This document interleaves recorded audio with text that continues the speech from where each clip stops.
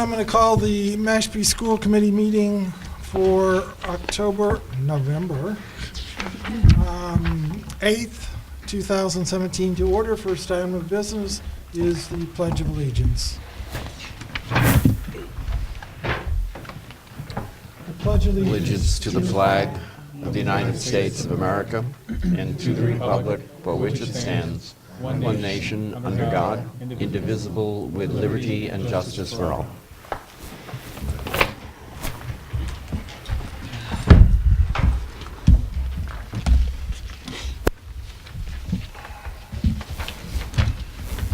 All right, next item is public comment.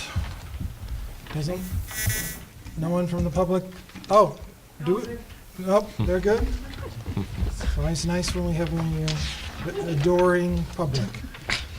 Next item is the Student Advisory Council, Frederick Hanna III. Welcome. Thank you, Myers. Good evening, everyone. Oh, yeah, the mic a little bit. Good evening, everyone. November is an exciting month at Mashpee. Term 3 is coming to a close. Teachers are sending out letters of recommendations to their students so they can send them out to their colleges. Students successfully applied for early action this past week. SAT and ACT tests are being completed for juniors and seniors as well. It's safe to say it's a pretty busy month at the high school. The first thing I wanted to talk about in regards to early action, I wanted to thank, on behalf of the students, Ms. Kett, Mr. P., Mr. Balestracci, and his administration, and all the teachers for making the college process into it can be a stressful situation. I know, speaking on behalf of from me too, they turn it into not a stressful situation, but a fun process. I mean, seeing yourself on Twitter, Ms. Kett will post pictures of us applying to schools, so it turns into a fun process, seeing where you'll be next year possibly. And I know, aside from college too, a lot of students going into the workforce. We have different students going into possibly the different branches of the military. So they give us all the tools needed for college. And I just really wanted to thank all of them for helping guide us. This past Sunday, we had 4 really talented and intelligent juniors represent Mashpee High School at the PBS High School Quiz Show. Those students were Adam Henschel, Aiden Bartlett-Cahill, Maddie Egan, and Jack Daniel. They don't know the results yet, but we're hoping and wishing them the best of luck and hopefully advancing into the next round. So that's some good news. The Mashpee High School Blue Falcon Theater Company just recently announced that their fall play will be Little Woman. It'll be taking place the first week in December.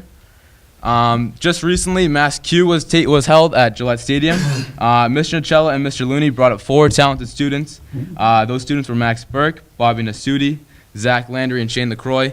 And the great thing about Mass Q too is that different high schools from across the state go and attend Gillette Stadium. Those 4 students I just mentioned are from the CTE program. Mr. Nocella and Mr. Looney really do an excellent job showcasing and helping the students so that they can present their different projects and initiatives that they've been working on throughout the high school, and especially their senior year, because they might be doing like an independent study, so they're doing different individual projects. So the cool thing is that they can showcase all the things that they've been working on and show off to the different high schools too that are up there as well. Just last week, it was Mr. Blut's last day at the high school. I never had the chance to actually have him as a teacher, but speaking on behalf of a lot of students, he really impacted a lot of us. He was always there helping us with decorations, with new projects that students were working on, possibly with floats that we do for homecoming, stuff like that. And he also, one of the great things too with Mr. Blut, he sparked a lot of interest, I think, in a lot of students for possibly going into maybe woodshop and different career paths. So I know we'll miss him a lot, but we're wishing him the best of luck in his retirement. So I know that. It's an exciting time for sports. We have the football quarterfinals Friday versus Abington. They're 2 wins away from the Super Bowl. They just recently defeated Archbishop Williams this past Friday. So we're hoping that everyone can attend and support our high school team. Golf came in second for their sectionals, 7th overall for Division III and the state finals. They made the tournament for the, I think it might be 25th or I forget the consecutive year, but I think 19 maybe. Yeah, so we've been pretty successful with that. The field hockey team had a tough loss to Falmouth recently on Friday. But they too also made the tournament as well. A really good season for the girls. The boys soccer team had a tough, hard-fought loss to Sturgis East. It was a close game the whole way, so Sturgis East pulled away with a goal with the final minutes. But they too made the tournament for the second straight year. So they have a young team, so hopefully looking forward for a successful year next year as well. So that's all I have. If you have any questions, feel free to ask. Do you remember any of those teams? The golf team, yeah. You couldn't tell. Yeah, those were my favorite ones. Yeah, so. Probably, coming and having to spend your Wednesdays with us negatively impacted you. Yeah, maybe a little bit. That's why we came in seventh. Yeah, couldn't focus so much. We do apologize, but it's been great having you here. Thank you. So Thank you. Any questions? Excellent. All right. You're free to No, I'll stay for a go little if bit. I'm you good. want, I'll or stay you for a can little bit. stay. Thank you. Thanks. Thank you. Thank you. Thanks for Thank you. Next item, representative from the Mashpee Wampanoag Tribe, Yep, Nitana. Nitana. If you can come to the microphone, please.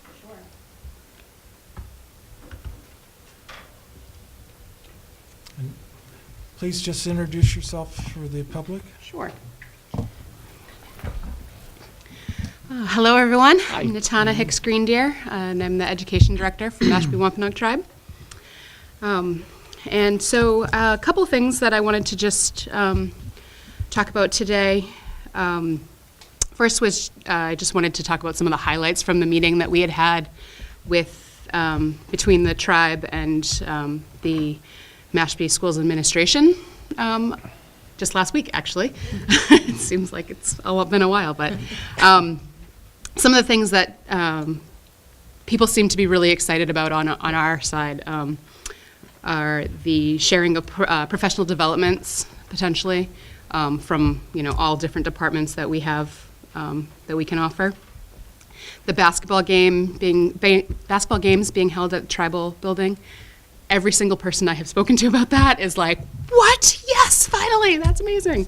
So that's super exciting. Everyone is just can't wait. The regular meetings between the district and the tribe, the general consensus is that it's long overdue, and everyone's really happy about that as well. And then finally, the potential for reviving the either Native American history class or better yet, a history of Mashpee class. And something that I would just kind of, as I've been thinking about it over the last week or so, considering maybe that we can work towards having some sort of agreement, and I don't know how doable this is on this level, it may be state involvement, but getting an agreement in place where we can have teachers, Mashpee Wampanoag teachers, teaching our own history, whether they're, state certified or not necessarily, but since they would be the content experts, making that a possibility in the future. One of the other things that came up in that meeting was a discussion about culturally based education, I believe is how we had talked about it. And one of my jobs from that meeting was to put together a list of resources on that, which I have for everyone today. And I also will send it electronically tomorrow, but I didn't have that ready for today yet. But I've been thinking a little bit more about this as well too, and so I've kind of prepared a little statement, so I'm just going to read, if that's all right with everyone. Sure. So in our last meeting, we discussed equipping the school district to provide culturally based education to the Mashpee students. But as I've thought about it over the past week, that's not really possible exactly. Culturally based education is the idea that central to the understanding of the educator is that before all else, we are members of a certain culture, and that is how we approach teaching the students. And given that this is not the case in Mashpee schools, as much as we as a tribe might like it to be, culturally based education is not possible. Culturally based education is, for example, what's happening in the Makayasak-Wiku preschool at the tribal office. The teachers and the children are Wampanoag. And so they go there because the education they will get will not only acknowledge and support that, but they'll be immersed in it because they can't help but not have it be that way, right? So in the public schools, the students are immersed in mainstream American culture and surrounded by the state and federal standards, et cetera, that are unavoidable. What we can do, however, is to provide culturally relevant or culturally responsive education for Mashpee Wampanoag students. And this happens when the students, for example, might have a math lesson that includes a word problem about hunting raccoons and rabbits, or when their English class reads a book by a Wampanoag author, or where their culinary class learns how to make fish cakes, or when the cafeteria serves them. And these activities would happen in any appropriate time of year, not just in October or November, which tend to be the hot points for Native education. Culturally responsive education would include having mentors in the schools for students whose culture reflects their own, people who they and their families know and trust from their own community. In Mashpee, culturally responsive education also means understanding that many of the families of students who attend Mashpee don't necessarily understand, like, or trust the mainstream education system. And that it's not personal, but rather that it has to do with historical trauma that predates the modern education system. In Mashpee, it also would mean creating a culture where the entire school community knows where it's located and who the original inhabitants here are and what that means. It means not celebrating a made-up version of Thanksgiving, but engaging everyone in what it means to be thankful all the time.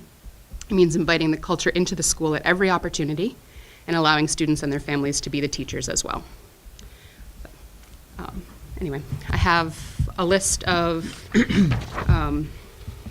it's a few pages here, but the first page is specifically culturally based, culturally relevant, culturally responsive pedagogy resources. And the last 2 pages are a little more general about educating Native students. So,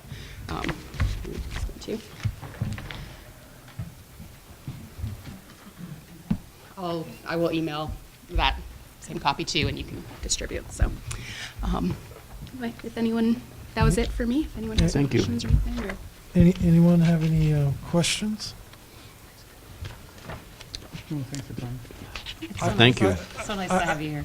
Yes. good to be here. I do have one, and I don't expect an answer right now, but just it's more theoretical to think about. And you touched upon it as being a concern or an issue, which ultimately, in a nutshell, comes down to trust, right? And so this group here today, I think, is making progress towards building that for the future, Absolutely. but in my opinion, can do very little in regard to the past. All we can do is focus on the future. And in my opinion, and that may or may not be shared by the rest of the committee, I'm searching for how do we, build or lessen some of those issues that have occurred, in the past, that, most likely before a lot of us were here, in order for us to be successful moving forward. I think that the work that we're just starting to undertake is going to go a long way to do that. I think that for the tribal community to get to know faces is a really big one. If we have socials or any open to the public type of event, I think I would encourage any of you to attend. So, and any teachers as well. And that's probably even more important, I think, is that people get their faces known, so that if someone's kid is starting 6th grade, they can say, oh yeah, I've seen them around, rather than just sort of a name they've maybe heard, maybe not. Also, I think patience is really key. And a lot of our students come to school with a lot of issues that are not there's nothing that they can do about them, especially the student themselves, you know, and I think that we have a lot of really specific issues like that. So I think that it's just a matter of really, you know, attempting to really understand each student and their, you know, what they're bringing to school. So I think those are two ways. But again, like I said, I think that the beginning of this partnership is going to go a long way. I hope so. And I would like it to be very successful. Because, you know, we have, I think, a lot on both sides Yep. to offer each other. Right. And it would be a shame to not take advantage of that. So Agreed.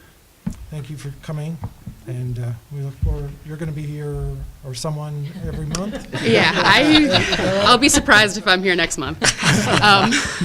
But yes, whoever takes over as the interim director, Okay. they will be here. We'll look forward to meeting them, and thank you for coming. Thank you. Thank you. Thank you. Good. Excellent. Next item is the approval of the October 18th, 2017 minutes. Move to approve. Second. Any discussion? Hearing none. Nicole? Yes. Yes. Yes. Yes. And yes, approved unanimously. Next item of business,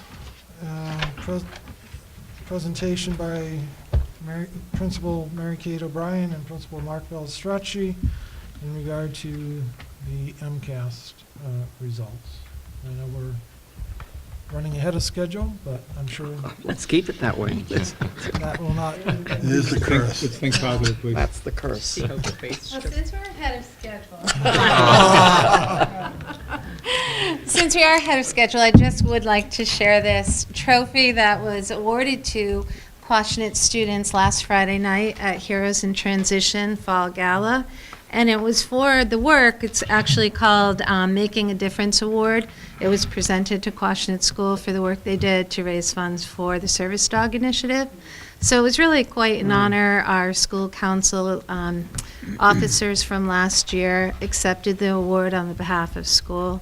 And it was just really a terrific night. And also culminating with today's Veterans Day ceremony. So I'm so proud of our students, of our staff, everyone that was involved, and the community support. We really are a connected community, and not just a coin of phrase, but really the community support to help our students raise that money was just terrific. And we appreciate Heroes in Transition, who partnered with us, and look forward to someone benefiting from that service dog. So we're very excited about that. So we'll have to take a look at that. But, all right, now we're not ahead of schedule, so I have some MCAS scores.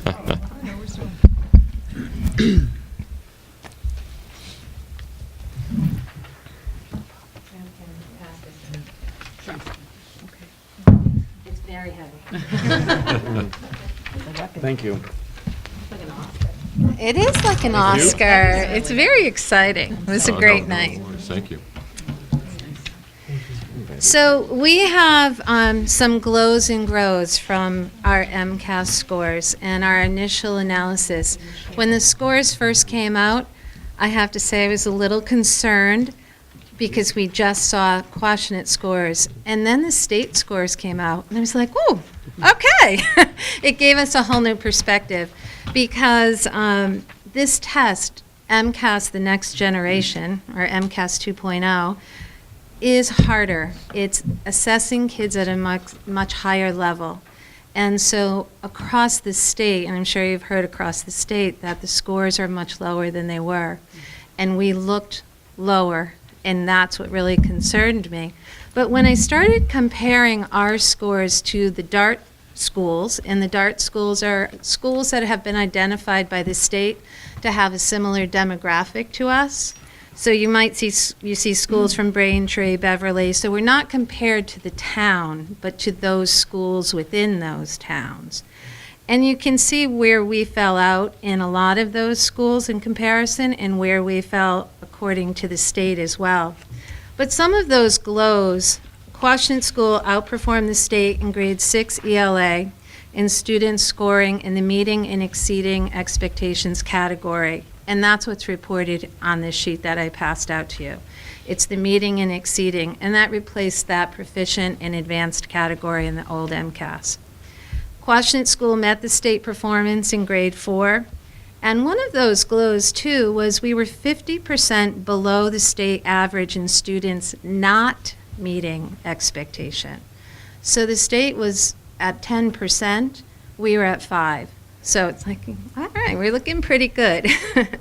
With our DART schools, Quashnet School performed solidly in the middle of the schools for ELA, and in selected Cape and Island schools, so it doesn't reflect all of the Cape and Island schools that match us, but Quashnet outperformed Sandwich and Hyannis West in grade 3. Quashnet grade 4 outperformed both Barnstable and Sandwich. In grade 5, we did have a little drop, but in grade 6, we were above the state and only 1 point below Sandwich, which does have a different demographic than us. On the next page that you have there is our math performance. And I do have to say, our math performance, I was very proud of our students and our staff as well. We were very solid in our performance in mathematics, with 3 out of the 4 grades beating the state average, and on that percentage of students meeting or exceeding expectations, and the other grade did tie the state performance. So it was a very good report. We were very happy with that. As you can see, on both DART school comparisons and the Cape and Island report, Quashnet is looking very good there, pretty solid. Science, only grade 5 in Quashnet School is assessed for science, technology, and engineering. And again, Quashnet exceeded the state average by 12 points. We were only 1 point behind the top DART school, which is a similar school in demographics, which is in Braintree. And we are on the top of those selected Cape and Island schools. And a lot goes out to those 5th grade teachers. That team is very collaborative, spends a lot of time planning instruction. And it was particularly difficult because we have the next generation science standards as well as the old. So we really didn't have a clear expectation of what standards would be assessed. And to teach all of those standards makes it very difficult. But the teachers really did a wonderful job there, and the students really did a great job themselves. Our grows, and one of the things we've identified in our early analysis of these scores is that the written responses continue to be a challenge for our students. And I see when those increase, we will certainly move on this grid. But one of the things we are really working on this year is having students build the stamina in writing and in typing. And I think that will really make a difference. The written responses that were released by the state, the way it looks on a Chromebook is you have a very small box, and when you fill that box, you think, oh, I must be done. When in fact that box gets larger and larger the more you type. So that is a factor that our kids don't have a lot of practice with, that we really want to be able to give them more opportunity with that, just to build those boxes, write more, explain more details. But not only is it building that stamina, we also want to give them more opportunity to answer more complex questions. And that's the depth of knowledge questions that are rated from a 1, 2, 3, or 4. So we just finished 2 days of professional development with Dr. Nancy Boyles, a very respected ELA guru.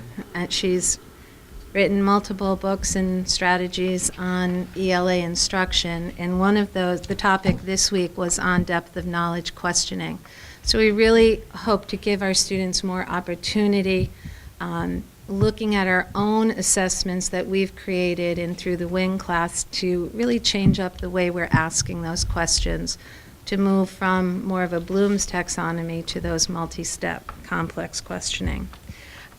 Grade levels are also identifying and intensifying instruction for the students who were scoring in the partially met category. So we did notice we have a large percentage of students that are just below that mark of meeting expectations.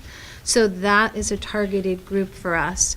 And how can we do that? And one of the things that we're looking at is within our WIN block to really create some of those smaller groups at that level so we can really target some of those skills that might be missing or needed more focus.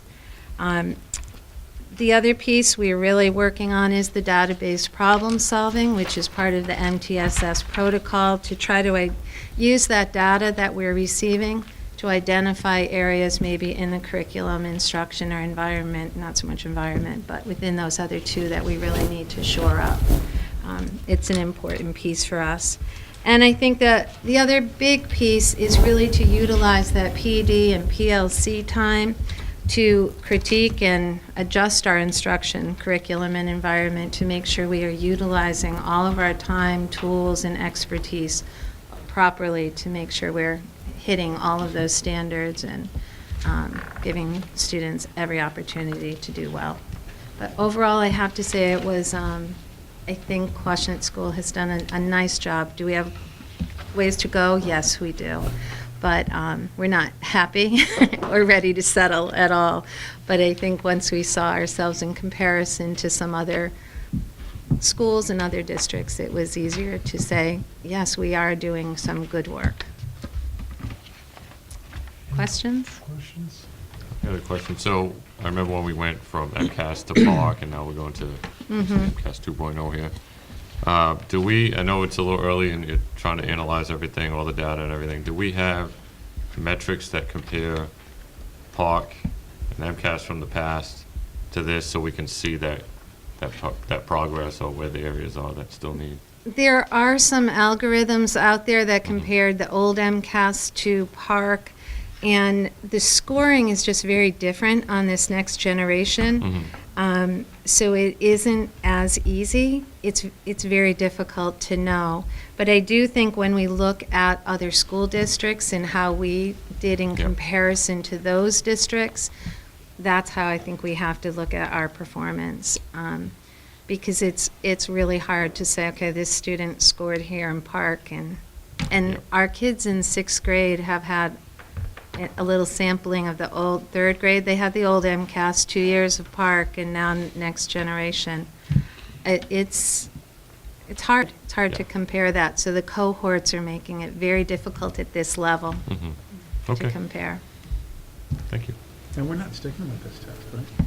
Yes. This We is are the staying test with we're it? sticking with. Yeah. Fine. Yes. This is it. Yes, well, we think. We're sticking with this test for this coming spring, yes. Although it is now down to 2 sessions in ELA, where last year we had 3 sessions.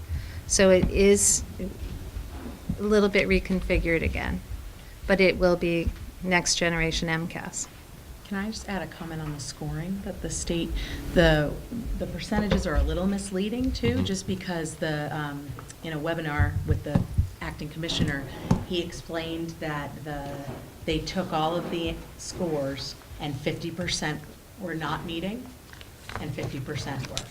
So that math is a little fuzzy to me. It's a little, I'm struggling with that because it doesn't really seem right, but that is how it happened. So it was more, it's a little bit hard to compare scores from the earlier tests that actually had formulas for figuring out scoring that were like really complicated and So did they put good. on a curve then? Did they pick the? Yeah, and that's not getting out there in the paper as much, so Yeah. we're live, so I'll just say it now. That was how they chose this first year Okay. to distribute the scores. So the state middle of the road was the middle of the road for everybody? Based on what they got from the kids, yes. So it was like that, that curve. Well, let me ask the question slightly differently.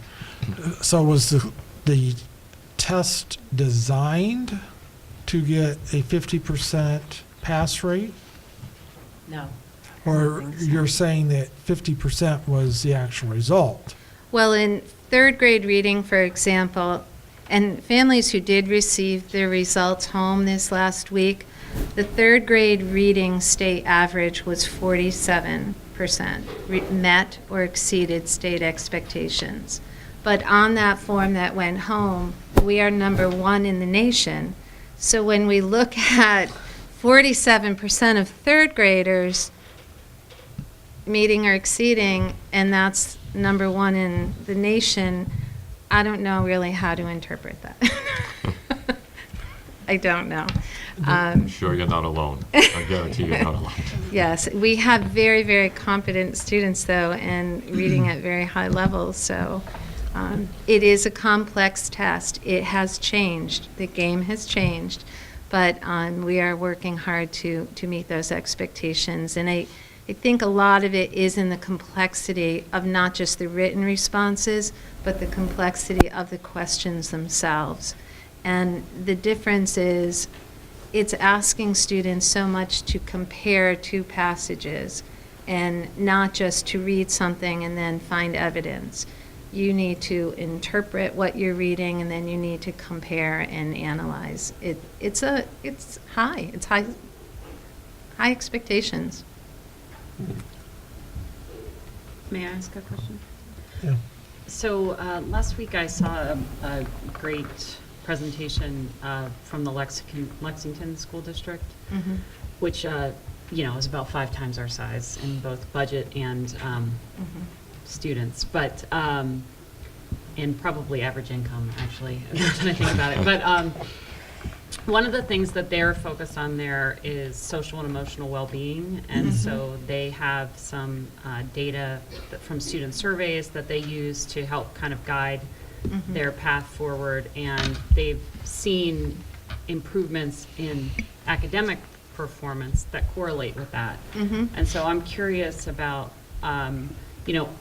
other potential guiding data and information that we use to sort of to craft a response to this that isn't knee-jerk to MCAS. Because if we think the scores are a little biased, then we can't celebrate the math and science accomplishments and ignore, what's going on in English, right? So. Right. Well, and like I said, we are thrilled that our science scores are high, but we're still not seeing that 62 or was it, 58 is sufficient. We want more than 58% of our students meeting or exceeding. So, but social emotional, I think we are doing a lot of work within the district. Dr. Hanscom is really leading a group with MTSSB, that behavior, social emotional component. And at Quashnet, we do have students participate in mindfulness education, and we have our 3 counselors that work very hard to help support all of our kids. So character education is a big piece of that, and the social emotional component as well. Do we have work to do? Yes. But we are paying attention to that, definitely. Yeah, Makes a difference. I'd like to see us be tracking data on those games alongside, You're jumping like 2 months ahead. Right, sorry. right. No, so Yes. we have universal screenings in place for ELA and math, the STAR assessments, and then DIBELS, they're using different ones for ELA and math. And those are all analyzed along with MCAS data on the PCG platform that we use. But there is a piece that we're not doing universal screening on, which is social emotional well-being and behavior, and we're in the middle, this group that that Mrs. O'Brien was talking about, we're in the middle of finalizing a screener for all kids, a universal screener around social, emotional, and behavior that would go into PCG, and we would be able to write intervention plans based on that. So a real kind of basic one, and then we have a tier 2, more in-depth analysis of social, emotional that we've been piloting. So we're just not ready, it's not ready for prime time. Right. But it definitely is something we've been working on for a little bit. Great, thank you. Thanks. Any other questions? Nope. Personally, I'd like to hear an update later on once you guys have had some more time to look into this and your interventions. We're happy to do that. Thank you. Okay. Yep. Your award is. Oh. It's too heavy for us to carry. Be careful. Mr. Balestracci? You don't want to wait and hear how those results? Two different ones around. You see the high school ones coming this way and the 17th coming from the school coming. That's really good. She's gonna grab it. No, wait, don't. Thanks. So, Mr. Chairman, members of the committee, it's with a lot of Falcon pride that I'm able to share some really exciting things in a lot of areas as far as standardized assessments for the 16-17 school year. What you have in front of you are two reports, and basically with the early data we have, especially in the environment that we're in on Cape Cod, where school choice is creating a significant competition between districts, I did want to share with you where we stand currently amongst the Cape and Island high schools and middle schools. Just kind of give you an idea of where we were and where we've been able to come over the past couple of years. And I'll start briefly with some of the high school highlights. If you look on the first page, you'll see the English language arts scores throughout the Cape and Islands. I am extremely, extremely proud to say that for the first time since I think 2006, we had 0 students fail the ELA MCAS. So we had 100% pass for the first time, and 97% of them were proficient or advanced.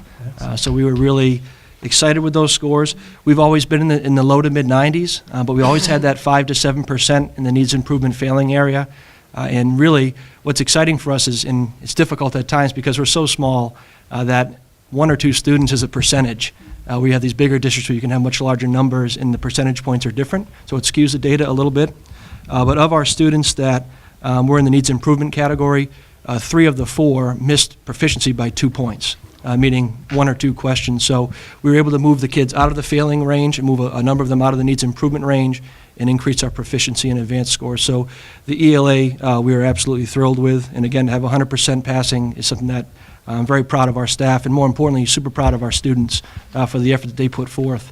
When I watched them work in March last year, the effort they put in was commendable, and the results are definitely indicative of that. And it's nice to see that when you're within a point or 2 of Falmouth, Nauset, and Sturgis. So gaining on them is something that we want to continue to do. If you turn to the second page, you'll see our math scores. And just to kind of give you some history with our math scores, it's always been, as you know, in our district, an area of concern and an area that we worked very hard to continue to grow in. And I'm just going to compare, because the 10th grade has been the same MCAS forever, has not been changed from MCAS to PARC to 2.0 and so forth. It's a little bit easier to analyze and measure from a year to year. Although the students are different, we're able to see where they're scoring in certain areas throughout the assessments. So in 2015, we were at about 77% proficiency in advanced in mathematics. This year we topped out at 89%. And what was the most exciting again for this was the fact that we only had 1 student fail by 2 points. And the rest pass, so you have a 99% passing rate on that. And to make those gains in math over a short time are something that I'm proud of our staff and our students for, and the work that they put into providing intensified and targeted instruction into their work. So again, you're right along the lines with the Falmouth, and just a few ticks behind, Sturgis and Nauset, which don't serve generally the same demographic that we do. And then on the last page, and these are scores that I'm very proud of, although you see it's only 83% proficiency in advanced in science. I do want to mention that in 2015, 39% of our students were in the needs improvement and failing category in science, and 60% were proficient. So over a 2-year period, to have a 23% gain in proficiency is something that we're very proud of, and to see that significant decrease from 39% needs improvement to failing to only 2% failing this year, and only 15% in the needs improvement category. So some good gains at the high school level. It always helps that test is a high stakes assessment, meaning that students do realize that the diploma is dependent upon successful completion and passing of those exams. But I don't want to undermine the work that our staff has done. Our teachers have really bought in through the use of MTSS and implementing database problem solving and decision making. And I'm just really excited for those scores, and not at all going to rest on laurels, but working to get to that 100%. That's our ultimate goal. And I do believe, moving forward, that we are on the line to become a level 1 high school. We missed this year by 2 points, and the only reason is for that is because we're carrying a 4th year of MCAS scores from 2014, which was a difficult year for us. So those are released from us this year as far as accountability moving forward. So we're excited to move forward and to continue to grow in all 3 of those testable areas at the high school level. Great. We also did test in science this year. We've moved away from just going with every student taking one science test. You can take 4 different ones. So we want to put students in the best position to succeed based upon their strengths. So we did have students take the chemistry exam this year and the physics exam this past year, 100% proficient advanced in both. So the students that participated in those were 100% of them, all of them were proficient or advanced in their scores, which is again a feather in the cap of our staff and the effort of the kids. So those are some highlights. Another highlight I just want to mention with the math, and I apologize for missing it earlier, and a lot of our work with MTSS is involving putting interventions in place and better services and supports into the school day for our students. And through the work of our staff and them supporting me to make some higher level decisions, I just want to talk a little bit about special education achievement in math. In 2015, 29% of our special education students were proficient in math. 29%. That was a glaring concern, that our students are not achieving where they should be. And a needs improvement score or a pass is not the goal. Proficiency is the goal for all students. And I'm very proud to announce that this year in our 17 scores, just a tick under 75% of our special education students were proficient or advanced. So again, a significant gain there. A lot of work done through our special education department, through the push for inclusion of all students throughout our school, and co-teaching and supports. They made a lot of great gains there. So a lot of solid gains there as well. Our economically disadvantaged students, for example, in 2015 in math, 67% were proficient or advanced. 2017 scores clock in at 82%. So gains really across the board, especially in subgroups that you often don't look as much as you should at, to make sure that we can get those kids and all students moving in a positive trajectory. So that concludes the general high school. I can take questions on that before I get into the middle school, or I can go right into the middle school. Well, Mark, I'll just have to say that I'm disappointed these weren't in the packet. Because all these people who look at the packet they're not going to get to see these. So I can only hope that the Mashpee Enterprise is going to report these.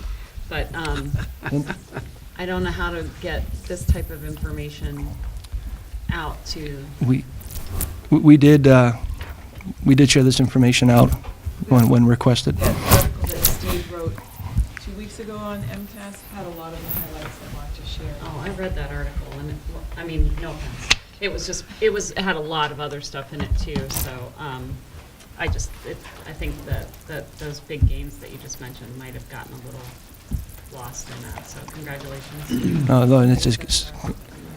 And it's a congratulations to our staff and students, and that's where the rubber meets the road in the classroom, and the instruction is where it all takes place. So I'm very, very proud of them. Anything else on the high school before I get into the 7th and 8th? I have just one question, and this might be a question for Patty. So I know when Park hit the scene, they were talking about continuing with the old MCAS for a period of time. Now that that's gone, the new MCAS comes in. Do we have a cutoff when this MCAS is going to fall off and the new one's going to pick up for 10th grade? We do. So the current 10th grade will be the last graduating class to take what's called the legacy MCAS. That's the original paper and pencil MCAS. So our current freshmen, when they're in 10th grade next year, they will be the first to take the next generation test as a high-stakes test at 10th grade. So this will be the last one that we have with that. Okay, thank you. Yep, absolutely. The 7th and 8th grade, to somewhat echo Principal O'Brien, her presentation of our scores for Quashnet. Again, a much different test. I was talking to Mr. Shepard earlier, and I feel like a lot of our students, especially over the past 3 years, have really been guinea pigs for testing, where they go from MCAS paper and pencil to online Park for 2 years, and then to MCAS 2.0. So to keep up with it is challenging, but I think that we're again making good strides at the 7th and 8th grade level, especially versus the state, and again amongst the local middle schools in the Cape and Islands and where they perform this year. Even schools that are historically very, very high performing at the middle school level, our students are able to outscore, if you will, in a couple of areas. So in grade 7, again, the state average for ELA in grade 7 was 50%. Mashpee clocked in at 60%. Again, this is very new data to us with a new assessment, and we're going to continue to work on analyzing those and making sure that we're preparing our students. If you turn to the next page, it's the same with grade 8.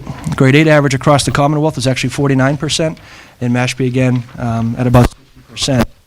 So again, above the state average, exceeding that, but again, as we discussed earlier, something that we're all kind of new at and continuing to work with. In our 7th and 8th grade math, 53% in 7th grade and 50% respectively in the 8th grade, both again exceeding the state average. If you see in the far right corner, far right column, you'll see the plus or minus against the state average of all the schools. So we're right up there with the Falmouths and with the Nausetts, which is a really great thing. And when you go against the STEM Academy in Sandwich, it's nice to be able to have a score that's comparable to a STE in math school. So we're, again, excited for it, but again, moving forward, really looking to improve those. The biggest area for growth that we have, and this is, again, not a new surprise, throughout the Commonwealth in the 8th grade level is the STE Science MCAS.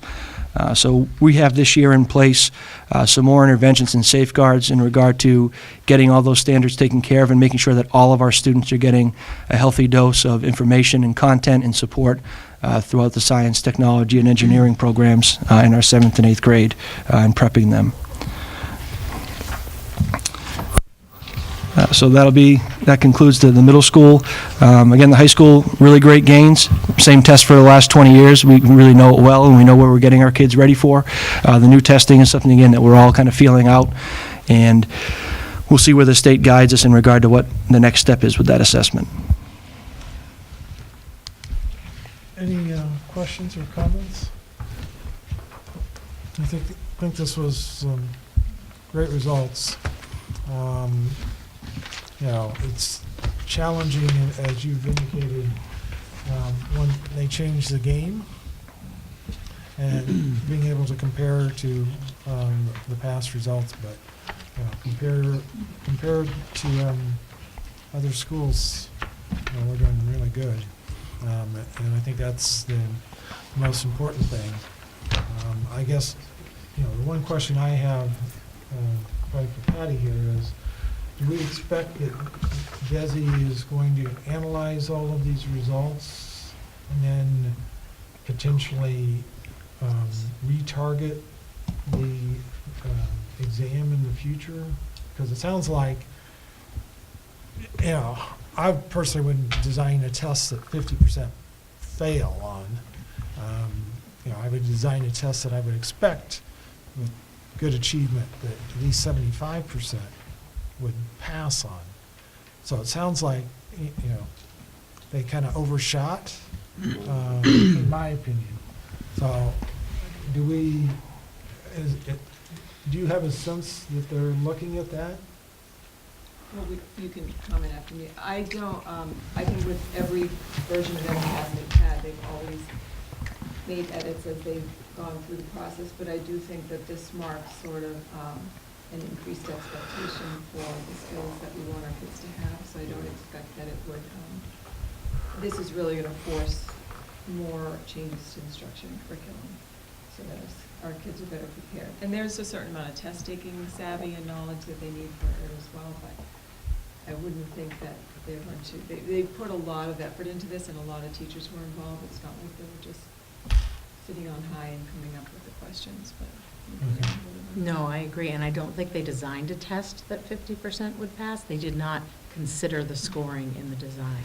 Right. When I was saying what they said was that it was after it was already given that they came up with this. So it's not really a legitimate consideration of achievement in terms of measured against anything else. It's not normed or any, So I think they will do a lot of work to improve that.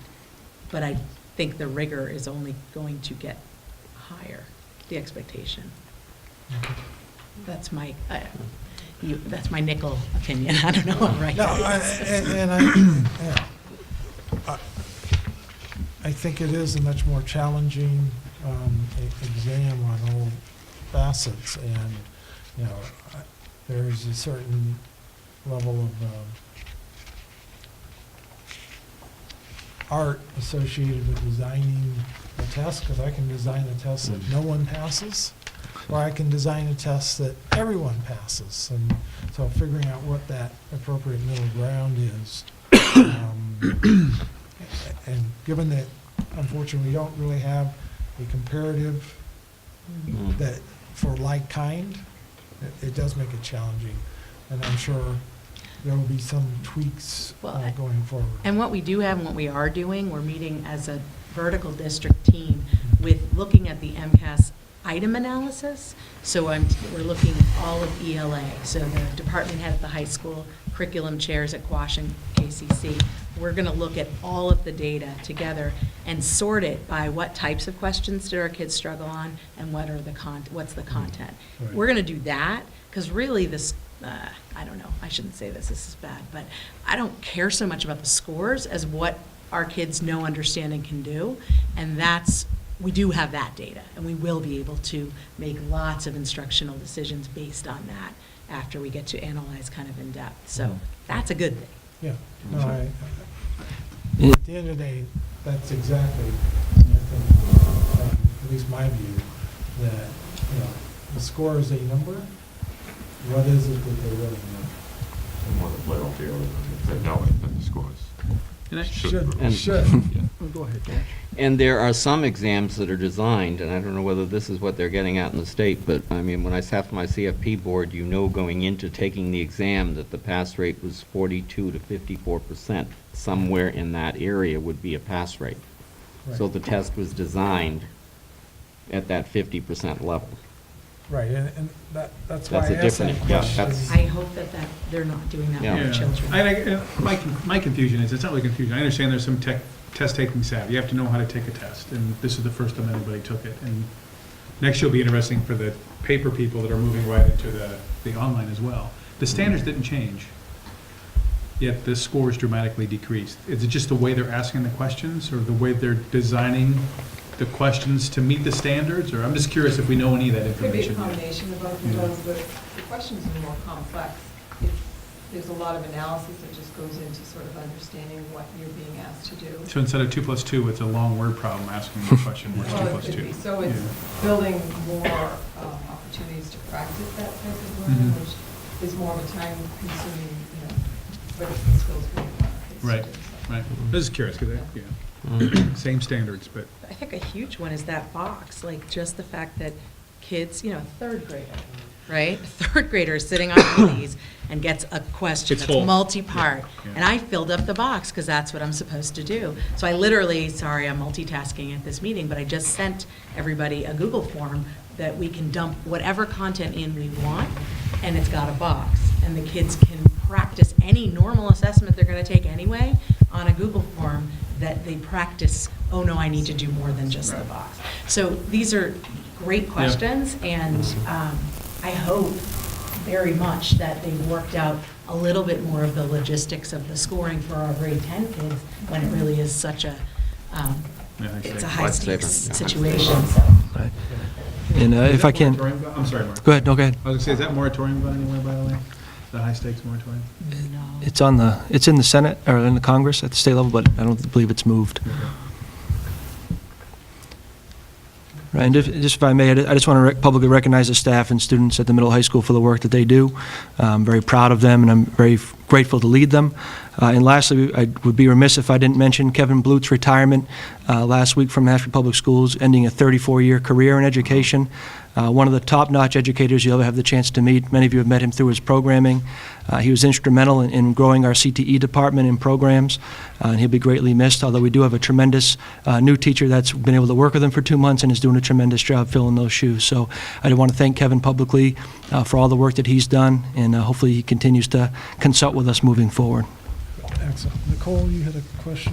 Well, I guess it's a general question, just knowing that we're going through the FY19 budget process now, is, in light of the direction to be level service and,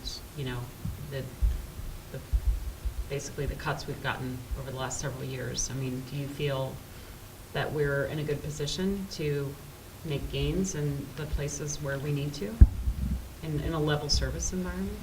I think that in terms of personnel, we have the resources. In the past, the cuts or sort of being very conservative, we might have not chosen to add positions that could help with instruction. So whether we had a math or literacy coach to really help teachers gain the skills that they need. But our teachers are very talented. There's a lot of little tweaking that we can do to the instruction that goes on, but I do think when we look at the district, sort of all the resources together and we're creative and it's not school-based, I do think we have the talent and the knowledge base and skills to make a difference with the people we have currently in the positions. I mean, we could always use more things.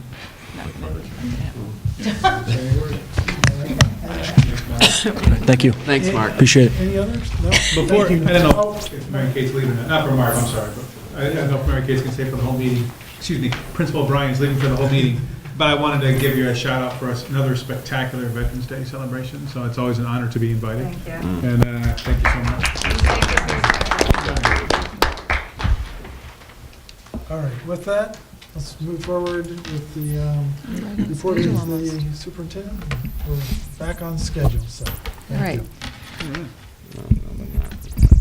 So the first report that we have is Principal Paula Bell's report for the Casey Coombs. I do want to acknowledge that Assistant Principal Scott Shepard is here and that Mr. LaBelle had a family medical emergency that he's attending to. So thank you, Mr. Shepard, for being here.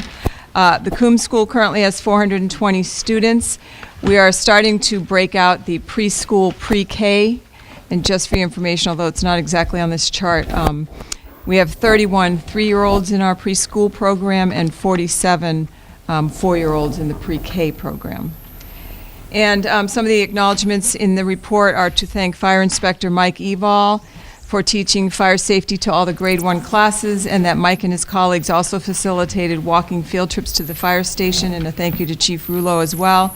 And a thank you to Miss Martin, the STEM teacher at the Coombs School, and the U.S. Coast Guard partners for kicking off the 3rd year of the U.S. Coast Guard Classmates and Crewmates program, which helps 2nd graders explore 10 STEM concepts through hands-on experiences.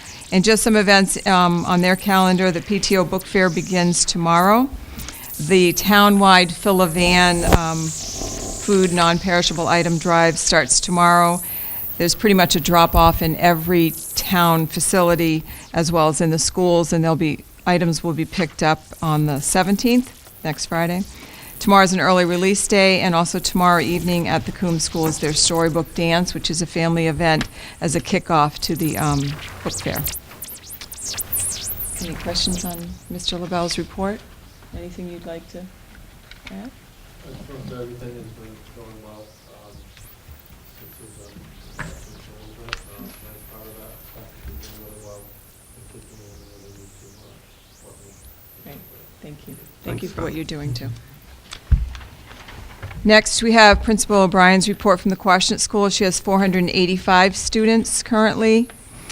Just to piggyback on what Mr. Gorman said about the Veterans Day Assembly today, I don't know how many years that's been a tradition now, but quite a bit of work. I want to acknowledge the planning team, which is Beth Wonder, Ellie Pagano, Jackie Ristalis, Teresa Arsenault, Colleen Blunt, Chris Hill, Elena Boyd, and Christine Brown, who have, every year it's slightly different than the year before, and they put a lot of effort into that. I also want to acknowledge Colonel Art Wonder, who was the Master of Ceremonies this year. He's been doing that for quite a few years for us. Tomorrow is a half day for students, and it's PD in the afternoon. And just to highlight at both schools, from the Mashpee Wampanoag Tribe, Jessie Little-Doe-Baird will be presenting her historical sketch to each of those staff during that afternoon piece. And the high school, I think, is scheduled for December, I think. Is that something that we're allowed to attend? Sure. That we have schedules, all 3 buildings. The principals have created schedules if there's any activities you're interested in. Okay. Thanks. So they could, yeah, absolutely. Any questions on her report? Okay. Next, we have the report for the Mashpee Middle High School, Principal Balestracci's report. 735 students in total. Some of his acknowledgments is to congratulate teacher Celeste Reynolds on being named an American Geographical Society Teaching Fellow for the second year in a row. Congratulations to the Tri-M and Key Club members. They raised the $500 for hurricane relief efforts in Puerto Rico. A thank you to Mr. Michael Looney, Mrs. Lindsay Catt, and Mrs. Linda Catalina for securing the Mashpee Middle High School spot with the Advocates for Community College Education. And through this partnership, they will end up with $3,000 in scholarships for qualifying Mashpee graduates. A thank you to the CTE department, including Amanda Howe and Anthony Cupie, for participating in the Global Maker Day. And it was a great opportunity for our kids to sort of share some of their projects with peers around the world. And any questions on that report? Okay. We do have the report of Dr. Jamie Curley. She now has her doctorate as the Administrator of Special Education. She could not be here this evening. She has her own child's parent-teacher conference that could not get rescheduled. And so you'll see on her report, we have added last year's information just as a comparative. I think we'll continue to run that. But you will see that the number of students on IEPs is at 267. And at last year at this point, it was 313. And there were a series of questions. Would you like me to read the questions and the answers? So Mr. Myers sent Dr. Curley some questions today, which I will read, and I will also share her answers. So the first question, I see that you are planning on having a CPAC meeting on 11/20. Historically, these have been lightly attended. What are you doing to try and encourage more parents to attend these meetings? Mrs. Curley's response, light attendance at CPAC is not just an issue in Mashpee. Almost all districts run into this issue. Some of the things I've seen work in the past are offering food, works for most things, working with high school students in National Honor Society to provide babysitting, and connecting with another district to co-present a presentation for parents, and that she would love to hear any ideas that you might have to increase participation. Second question was in regard to child find in the past. Did we find a lot of children who were not previously identified by the school that had disabilities and needed services? As far as this is Mrs. Curley, Dr. Curley. As far as I've found, no, we haven't found a large number of children needing services through formal child find activities, mailings to pediatricians and local and private preschools. Our universal pre-K has really helped us to find the younger kids in need, and our MTSS system of supports also allows us to better identify kids who may require special education services. Also, local private schools encourage parents to contact their public school of residence when academic concerns arise. She believes that we have received 3 requests last year and one request so far this year. Third question, it looks like we have a big decrease in pre-K, which I'm assuming is maybe the 3-year-olds that require services. Does this drop parallel a decrease in the town population, or are we just seeing fewer kids that require services? Dr. Curley says she can't really speak to the reason for the decrease given how new she is in this role in Mashpee. But she does believe that because we are reaching more kids through our pre-K option, we are better supporting all of our kids, and perhaps this improvement in access can account for the decreased number of students receiving special education services in pre-K. Fourth question. The number of active IEPs at MHS has decreased by 17.4% from 2016. Is this due to kids graduating, kids moving out of the district, or kids receiving less services? Can you quantify the drivers for the change? Dr. Curley's answer is that decrease is actually due to all of those factors, but it definitely is an area that we are looking at closely.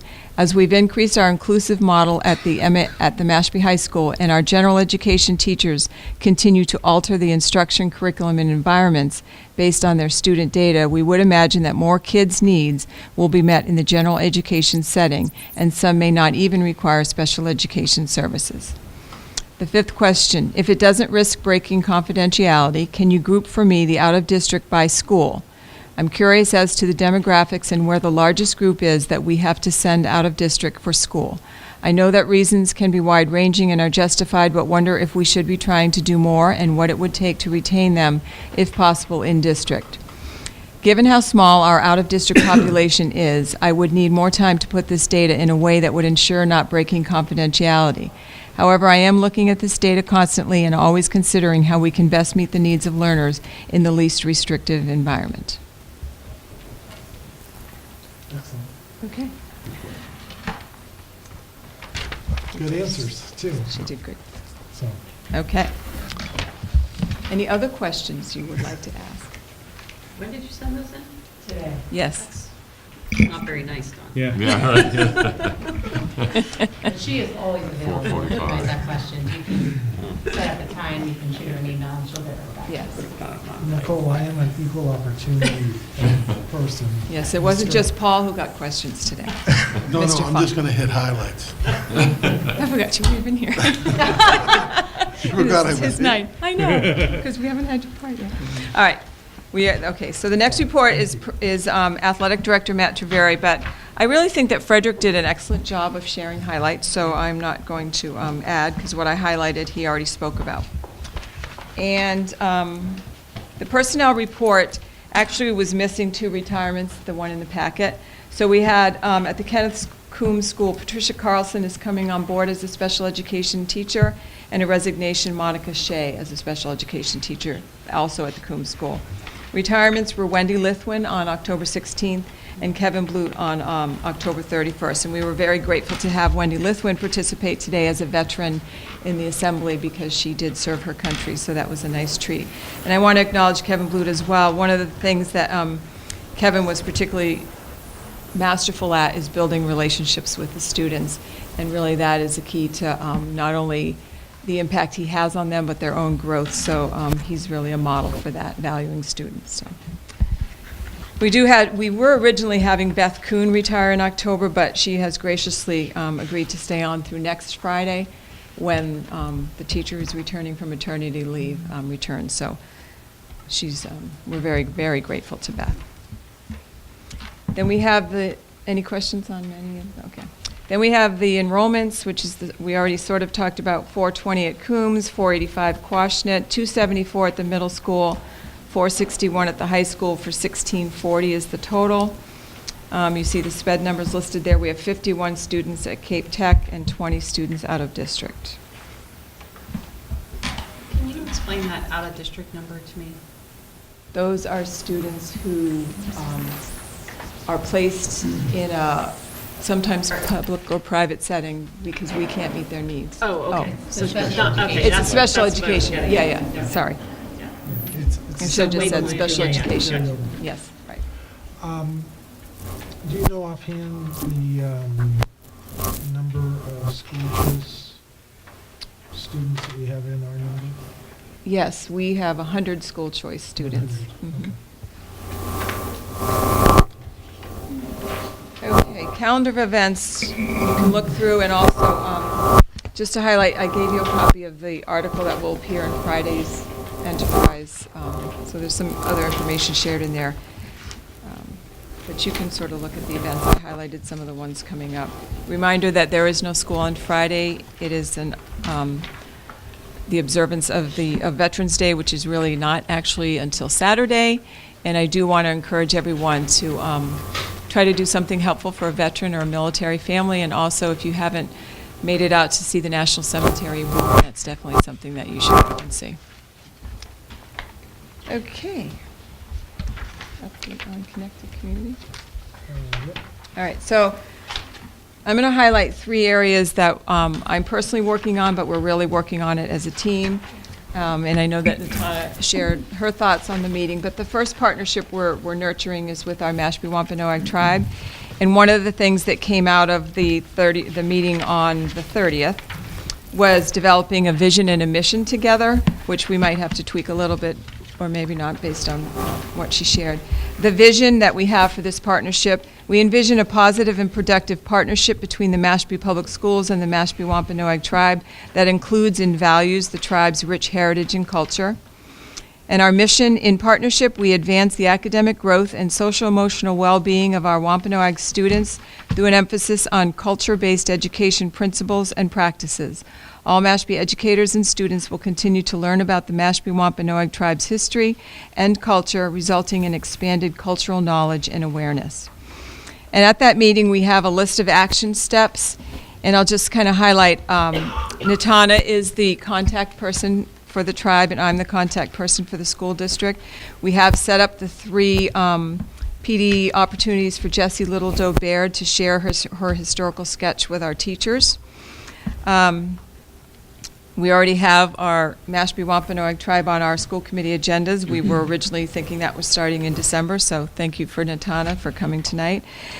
Nitana mentioned the basketball game. I actually have the date. That's December 19th. It will be against Carver, and both the girls and the boys are going to play that night. The girls will go first. The boys will be second. They're back-to-back games.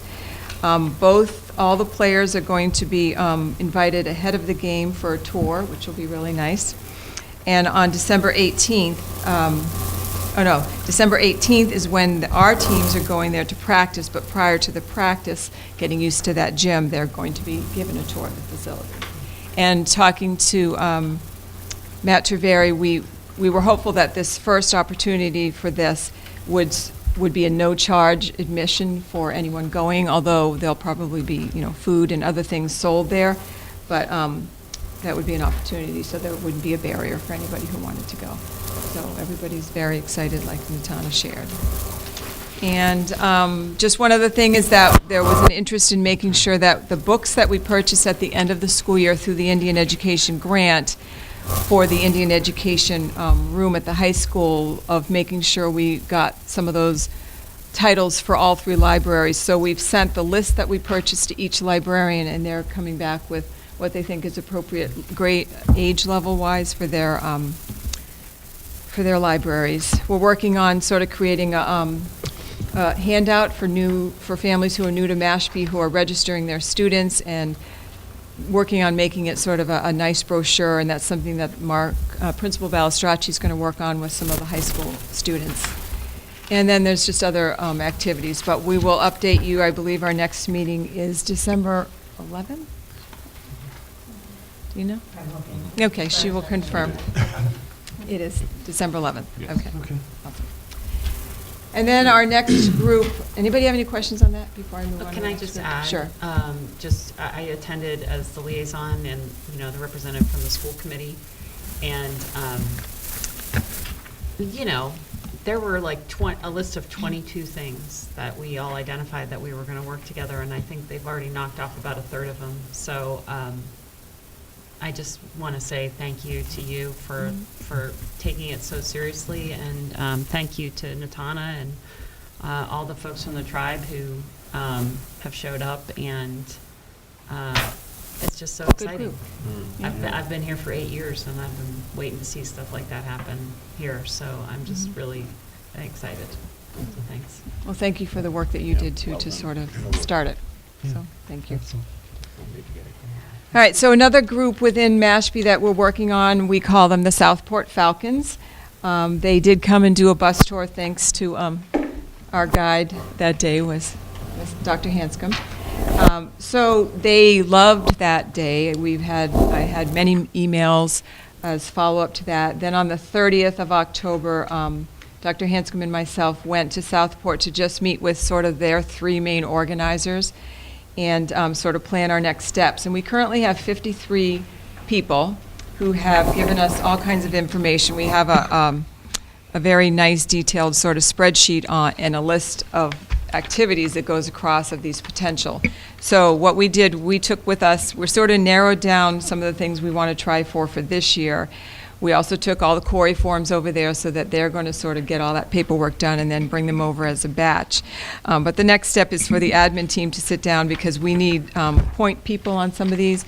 But for example, some of the bigger groups, so there's 18 individuals that want to help with the senior, junior seminars at the high school. 21 people would like to be involved with college to career readiness.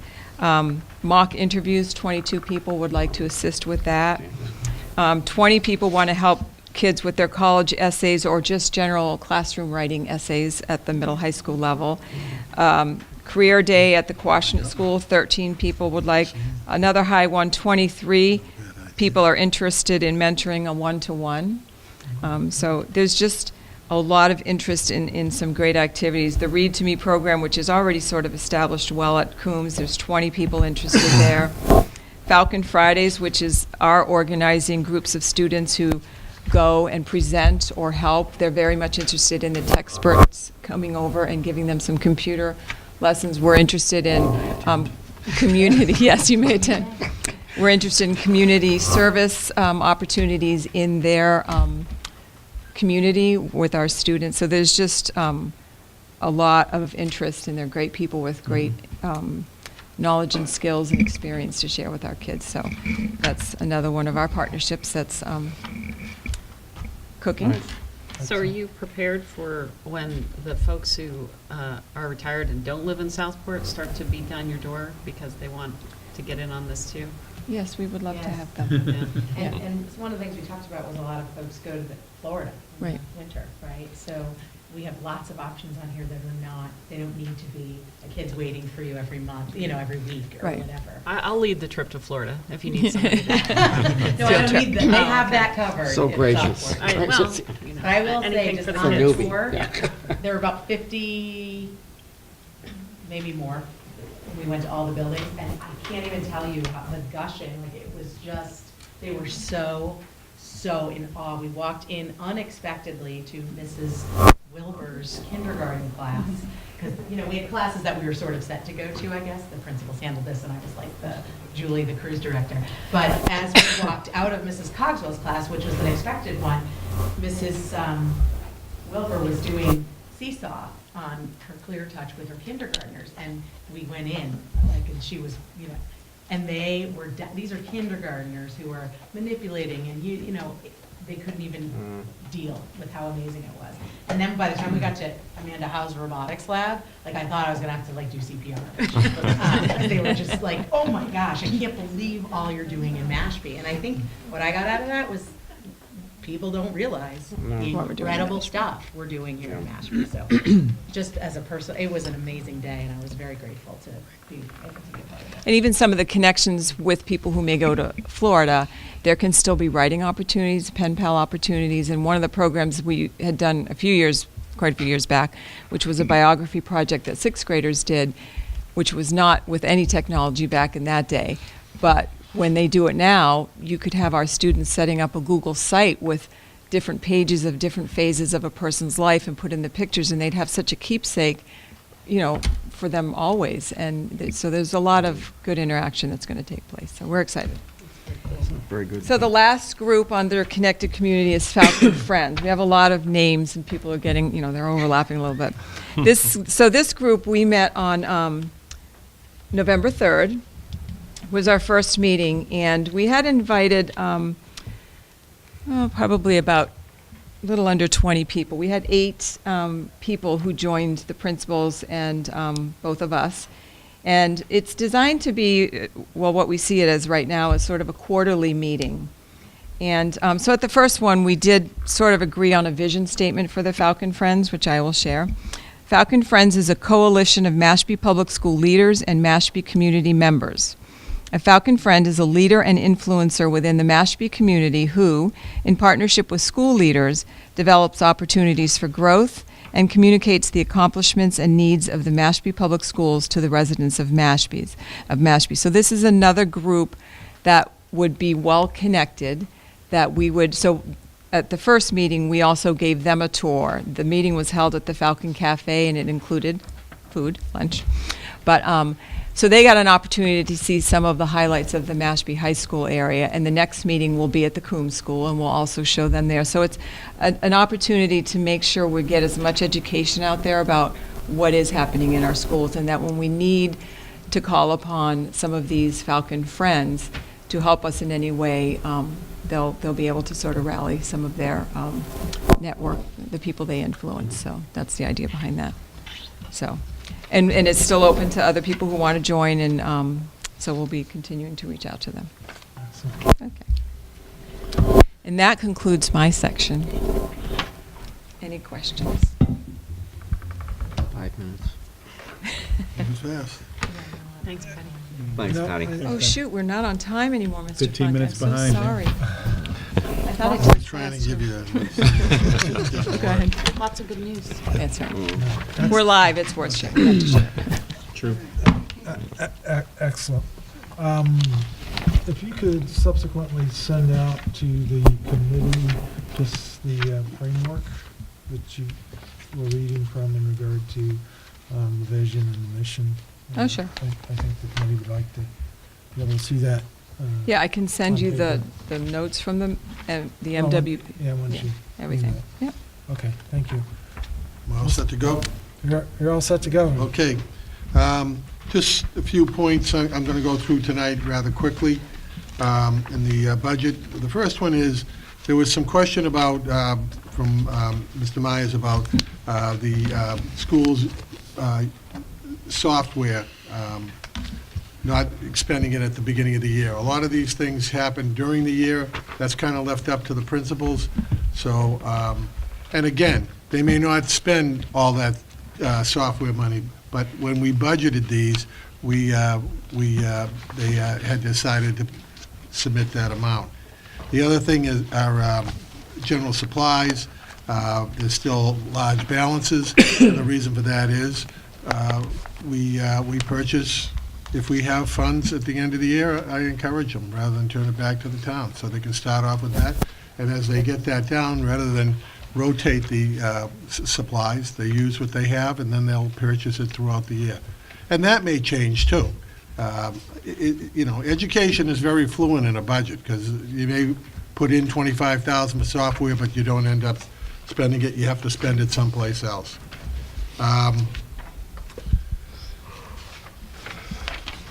Just kind of, there's a couple of, on page 20 of the budget, you see a line for outside tutors. It's $2,000. We have to budget that. Those are for students that might be homebound because of illnesses.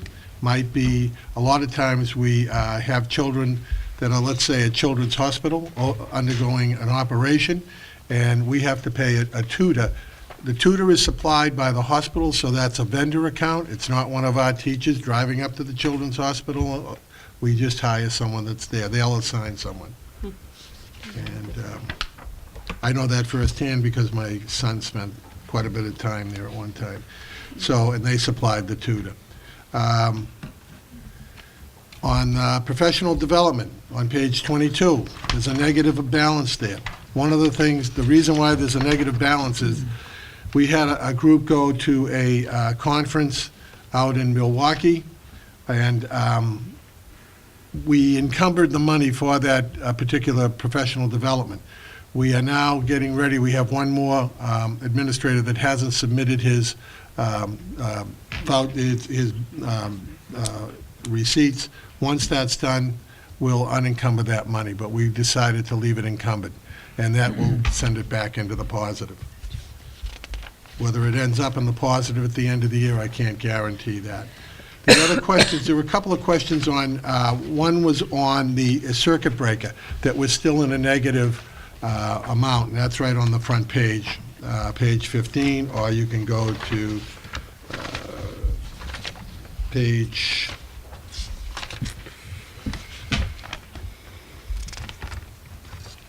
35. And the reason for this is we're still using that circuit breaker money. I did do a quick projection. It looks like once we use up all of the circuit breaker money, we'll have a balance of approximately $45,000. That's not a comfortable number to have at this time of the year. That's very, very low. That's probably one out of district, not residential, maybe at a collaborative. So I've talked with Dr. Curley, and she's well aware of it, so we're watching that very, very closely. Another question was the line other on the front page, on page 15. That consists of the telephone system and the insurance that we have for our administrators. Question about substitute teachers. Well, you could say that I take a dartboard and I throw a dart at it, and if I went based on what we expended in the previous years, and we do follow it, and we try to develop a system that we at least take our best shot, but it could cripple a budget, and this is different than most private sectors, that if I if the high school last year spent 72,000, I say, well, it's easy. If they spent 72,000 last year, I got to budget 72 or more. What that does is, we get an appropriation. It's not like I'm working on a profit here. So I try to minimize that particular line item to the best of my ability. We may spend 72 at the high school, but we may spend, if we budgeted 60 at the Quashnet, we may spend 30, so I can kind of balance it out. We do track it from January on. I track it, and I track it compared to like 4 years to see where we compare in January, so that I do have some kind of a basis to have it. But we've been pretty comfortable. Getting it in each of the schools correctly is the biggest problem that I have. Because at the high school last year, we had a number of pregnancies, and that drives that up really quickly. So, just to give you that. And how many days do we have in the sick bank, by the way? We have a lot, yeah. Yeah, over 3,000. Yeah. But that doesn't have a current monetary impact. Right, but I mean, that's potential time that people can take off that we have to provide substitutes. That's Correct. It's a liability. Yeah. Yeah. Yep. It's a liability. 3,000 days of per diem, basically. Yes. Right. Uncovered per diem. Uncovered per diem at some point. Yeah, okay. Just want to put that out there. I think I got, McKinney-Vento. Again, that's, as you can see, we spent almost 75,000 last year. I budgeted 62,000, and when we have to get down to create a balanced budget for the town, those are the places I look. I don't look to personnel. I feel that our personnel, we're pretty much down to bare bones on the personnel and on the expenses. I'm amazed what these principals or these administrators do with the small amount of money that we give them to run their schools. So these are the places that I tend to look to cut back. McKinney-Vento can change tomorrow. It actually changed today. I just got picking up a student in Fall River. That could cost up to $200 a day, just estimating. So it most likely will be over. I'm being very conservative at $200 a day. Because remember, when they pick them up in Fall River, that's one going out, one coming back, then going out. So it's a 4-trip. You get a driver, usually a monitor. So I haven't got that price yet. So, and I think that's. Are there any other questions? Did I miss any? Go ahead. Remind me, on your page 11, the My page maintenance 11. Correct. charges? Yep. Remind me of Yeah, at the the big one at the Quashnet School.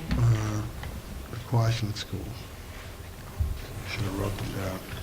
The high school is the lab, and You can get back to me. yeah, I can get back. I'll get back to you on that. I'm drawing a blank on that. I just checked that too. Well, the high school is the TV studio. TV studio, yeah, that's all TV But I don't remember studio. what- That's a soundproofing doors. We had to put in a window.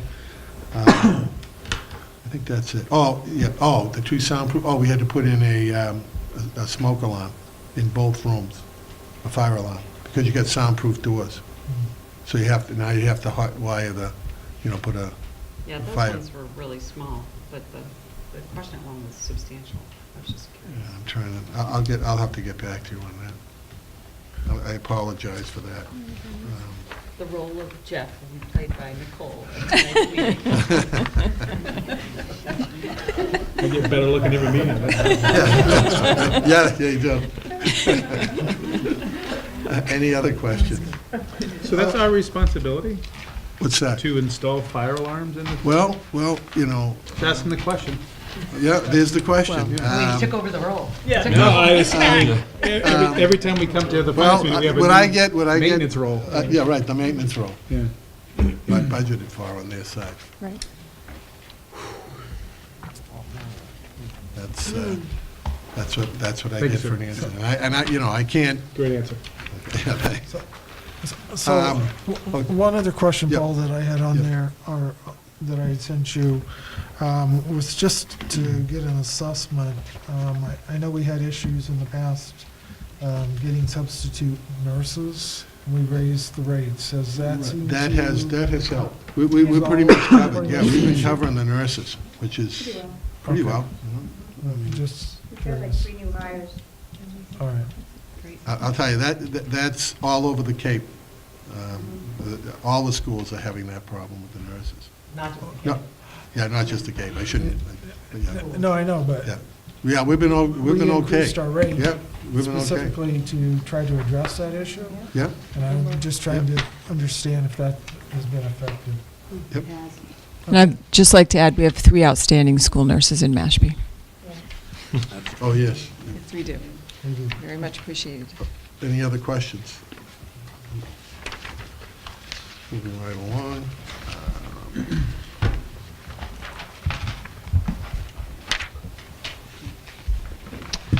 Grants, if I went back 5 years and showed you the grant sheet, it would be loaded with grants.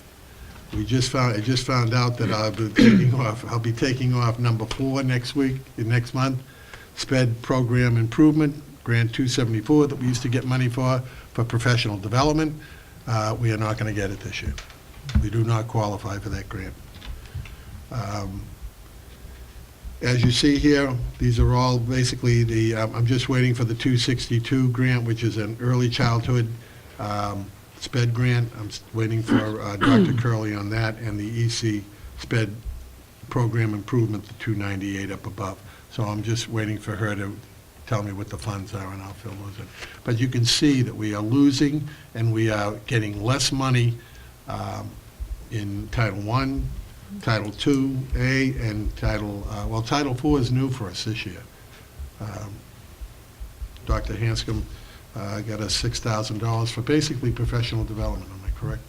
For social emotional Yeah. curriculum materials and a little bit of professional. Yeah, we did put, But losing 274 is. That's big. That's huge. Yeah, we used a lot of money, a lot of that for professional development. And we're no longer eligible because they changed something? Yes. Yep. What did they Do we know change? what? Many, how do I say this in English that doesn't sound bad? Lots fewer funds, so they changed.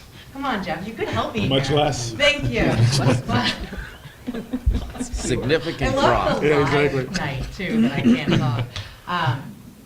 The reduction in federal funding that they got was so significant that they had to reconfigure how they give it. So almost no, I mean, it's really just the big schools now, the big towns that get it.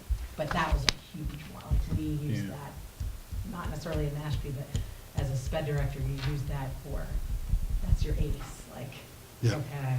I wonder if other town departments are seeing similar decreases in federal grants for anything that I'm just curious whether we're alone in that. No, I don't think we're alone. No, we're not alone in that. Until the financial subcommittee / task force gets their Yep. ducks in a row, Right. is it possible that we can have the numbers for 17 and 16 for our total grants, or Oh, sure. some kind of comparison, just so we Oh. can see the trend? Absolutely, Yeah. absolutely. I can get those. That'd be I can, that's a good next arrow in meeting, October. okay, or Absolutely. if the committee's before that. I'll even go back further. You would have to go back further to see a Yeah. trend, Jeff. Yeah. I only need 1 year to see a trend. No, I'll make sure, I'll have a trend for you. I got you. I make up all my trends. Yeah, yeah, I know, exactly. But Statistics are for liars and liars. Whatever to zero. It's gonna shock you. No, and that's information we should have, because this is Which impacts. part of our which yeah, it's part of our budget. impacts We need the to have that appropriation. information. Yeah, yeah. Any other questions on these grants? Very few. Revolving accounts on page 38, and they're pretty much self-explanatory. Preschool tuitions, and the choice, I'm going to get into choice in just a minute, because there's a number of questions on that. Do you have any questions on any of these? It's a work in progress, Paul. It's a work in progress, You yeah. got it, man. One thing that I know Gus lost his, Gus Stickley, our lunch director, food service director, lost his secretary, so he's a little behind on getting these reports. But I do want to just point out, showing $56,128 in September, at the end of September, is quite a feat. I mean, you check with other school districts, they're subsidizing school lunches today. So, You're going to have to explain that without the shorthand. Why should be impressed with 56,000? well, if you check, like, I can tell you, like, at Cape Cod, the Cape Cod Tech, they line item $50,000 to run their school lunch program. So you're saying this is good because This is very good. Okay. This is excellent. So Nicole, this operates as an enterprise, Yeah. so it's self-contained. They I pay see. for everything. Everything from health insurance to uniforms to buying, and just to give you another little, the federal government is not supplying the food like they used to years ago. 20 years ago, you get a lot of government issue. Back when I was teaching, they used to get that cheese and the butter. Government Yeah. cheese. Have butter and cheese They'd have that. They'd bring it in truckloads. Now they can't Government serve cheese. butter. Now all we get is beans. Beans, yeah. I still, So is it? Okay, go ahead. Nicole. I don't understand why our enrollment numbers aren't the same on all these reports. Like, this one says we have 1665, the other one says we have 1640. Is that pre-K counting? Well, if you compare it to, like, he has 424 for Coombs, and we had 420, I believe, on the report. So it could be when they go in to look at it. I'm not sure. We can find out where he's getting his numbers from. Also Well, September. that's, yeah, it's all. Oh, yeah, this is, Oh, this so is this a is month the back, lag. yeah. This is a lag. Yeah, so that, Plus it's yes, right. So 16, it should 17. match. And then the only other question I had on this, maybe for you guys or anyone, so I remember, like, one of my first meetings was when we forgave the lunch, the debt from this accumulated school year. So how do we track that throughout the year? Does it get big and shrink, or does it kind of, The do we debt? get caught up at the end of the year, like, do we sort of recover some of that? Because I thought this was about the amount we forgave last year, and we're already at that. Or is it usual, I know I got behind on the card, a couple of times already, but is it just that time of year that it's high like this? $1,500? It's probably the time of the year. for one Yeah, thing. I think it Oh, there it fluctuates is. I was looking for it. over time. Okay. And, Gus has specific actions that he takes to try to encourage people to get caught up. And that takes potentially an additional amount of time for him to try to accomplish that. And then what you're recalling is at the very end of the year, after all of the effort that he has made, it came to this committee to decide what to do. Yeah.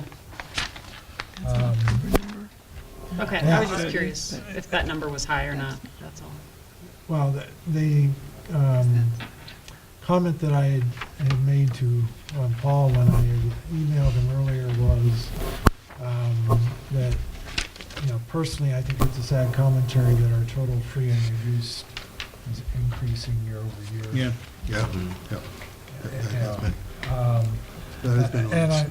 I'm glad that we're providing the meals, but I wish we didn't have to do it. So it's just a sad state of how our economy is for some of our individuals. Part of the lunch debt that he would describe at the beginning of the year has to do with getting some of the people who qualify for free and reduced into the system. And as long as he does it within, like, the current month, everything prior to getting the paperwork in gets retro reduced. But if the next month has already started, it's like locked away, and then that's sort of a debt sitting there. So he does do a really great job of trying to reach out to families. But we have seen a steady climb in that over That's the up. last few years. Maybe time to buy an oven? We bought the ovens. Oh, we did? Oh, good. Oh, yeah, we bought the ovens. Alright. We put the ovens in at the Coombs School, 2 new ovens. Yep. That's awesome. Yep. But if you look at his report too, you know, his equipment and maintenance, repair and maintenance, $37.60 for the month of September. 3,000, you know, that's a lot. And Yeah. if you look at last year, he spent $5,000 roughly. Any other questions? Okay, moving on to the choice, there were a couple of questions that I couldn't answer at the last meeting. One was about the cameras at that were installed at the high school. These were wall-mounted projections because a lot of the classrooms up there do not use the clear touches. They use an interactive projector so that they can use their computers in some of the classes. We put up 13 of those, and naturally wall-mounted. I can supply you, if you want, with where they were put and the engineering that went along with it. So those are just replacements up at the high school. And the reason why they're not clear touches is the teachers in those particular studies want to use the projectors rather than the... So that's the HUD technical? on Yep, the balance yep, sheet. yep. You also, at the last meeting, wanted to talk about the clear touches. So I did get Sean Maroney, Tech Director, to give me what we need for each of the schools and the total cost. We need at the Coombs 9 more, total cost $50,157. At the Quashnet, 22 clear touches, $122,606. At the high school, middle school, 25 at $27,865, total of 36 at $200,628. And I had projected it would be $225,000. So we can, this is the exact price to finish those. I will leave it up to you whether you want to continue with these and get it over with this year, or would you rather have me come back with something other than clear touches. Paul, did we ever get an answer on what's going to happen with all the smart boards and all that? Oh, they've replaced the I'm glad you working brought that up. Thank you. On the smart boards, which are whiteboards, we were getting a rebate on those up until this last purchase. We were getting a rebate of $400 against the purchase of a clear touch. That program is gone.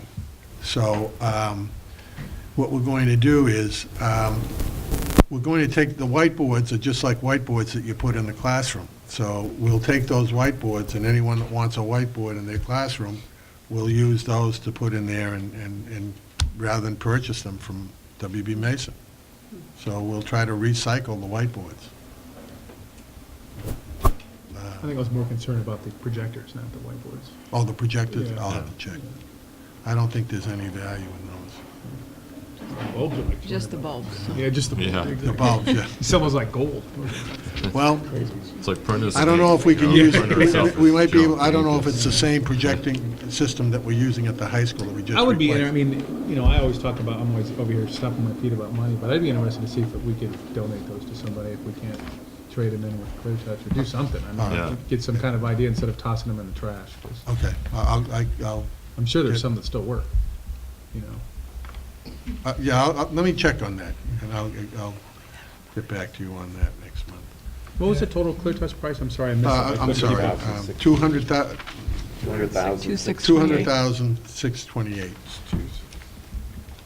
$200,628. 200. 200,628. Yeah, that's how you gotta do it to me. Okay. 020. Not a problem.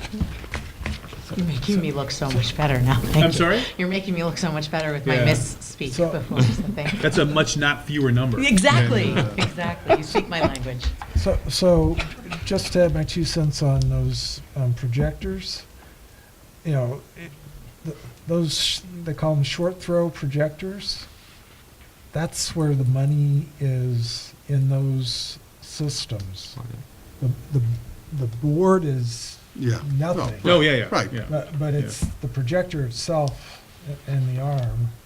Yep. That's where you spend all the money. And to your point, the $200 Yeah. to replace the bulb. Yeah. So if we can recycle those, I think that's, we need to do everything we can to get our money out of Yeah, it. and I know, and we're, I mean, you know, I know you drive a hard bargain. I know you do. But how much money do we have to spend to this company that we buy Clear Touch from, where they're gonna not give us some love with with a discount? Because the Smart Touch boards are not just whiteboards. I mean, you know, they're touch sensitive. Right, I you know, understand. So come on. I don't know who, I forgot the name of the company that sells us the Clear Touches. It's not HubTech as well, is it? No, it's AUKUS. AUKUS. So help me understand then, you said the total is 200 to do the rest. Right. So what's the big slug of money that's on this 88,000 in October? That was We did some back then. So this is the stuff that you had proposed it's a more precise number for the amount you proposed last time. Right, this finishes the Clear Touches. In other words, this, you know, we did it in kind of stages. And Is this proprietary with AUKUS, or is this like a? it's state bid. No, Yeah, we can, Okay. we can bid. You Got know, it. There's very little do you have to go out to bid for it. It's all Got it. all the copy machines and everything. Understand. I have one more question about Sure. school choice. So you mentioned the circuit breaker funds being dangerously low. So if we did get into some bind, do we have to use school choice funds to No, cover? no, Oh, okay. No, All right. let me just go back to that. Maybe I went too fast. I've been caught Maybe just short for on me. time. Right now, if you look at the outer districts, the total outer districts, it shows a minus of $123,000. What happens is we charge it to the line item, and then we back it out into the circuit breaker, which I think is not, I don't like the way they do it, but it's the law, and I follow the law. So you charge it to the appropriation, and then what they do is we send those bills down, they take the first bills, and we back them out against the circuit breaker. So that keeps decreasing that. That was 509, now it's down to 123. Next month, it'll be down, and it'll just show a balance there. My projected balance is $45,000, which is very, very uncomfortable at this time of the year. If let's say we had an out-of-district that moved in from Michigan and was 100,000, I would be in trouble. I'd be $55,000 in the red. I could do one or two things. I could wait till the end of the year and see what we had left for funds in the appropriation and kind of, you know, pay it down monthly, because they're usually monthly bills. So that would be one option. If I didn't have any, let's say the principals and the administrators spent every penny and I have nothing left, transportation is gone, everything's gone, I would probably have to use the circuit breaker money that we are coming up, getting now to pay that bill. What does that do to my FY19 budget? That puts me in, if it's 55,000, I'm in the whole 55,000. So then I have to get into that year and kind of see where everything shakes out. That's why when I say the budget is very fluid, it just changes day to day. It's not like, you know, you go in and you say, okay, this is what we're going to spend on labor, this is what we're going to spend on expenses, and we're going to stick to that for the rest of the year. I don't know what's going to happen to them. I could get another McKinney-Vento. So, and that would put me The cutoff for out of district, moving in? March? April 1st. That's only for private. That's, So a collaborative moves in, doesn't matter what time of year we are. Yeah, but we're not part of a collaborative from Michigan. no. No. If the kid's in a collaborative in Michigan and moves here, No matter no, what the let me time give you Oh, it another doesn't matter. example. Oh. Doesn't Yeah, matter. Private, it's all, April Only 1st private. is only for private schools within the Commonwealth. Yeah. And not, that's. Him or her going to a private school in the No, Commonwealth? if like they, let's say a kid in Bourne is placed at Learning Prep in Newton and moves here March 31st, then We're we responsible. own That's on us. We for own the it. following fiscal year. Bourne has to pay to the end of this fiscal year, and we pick up July 1.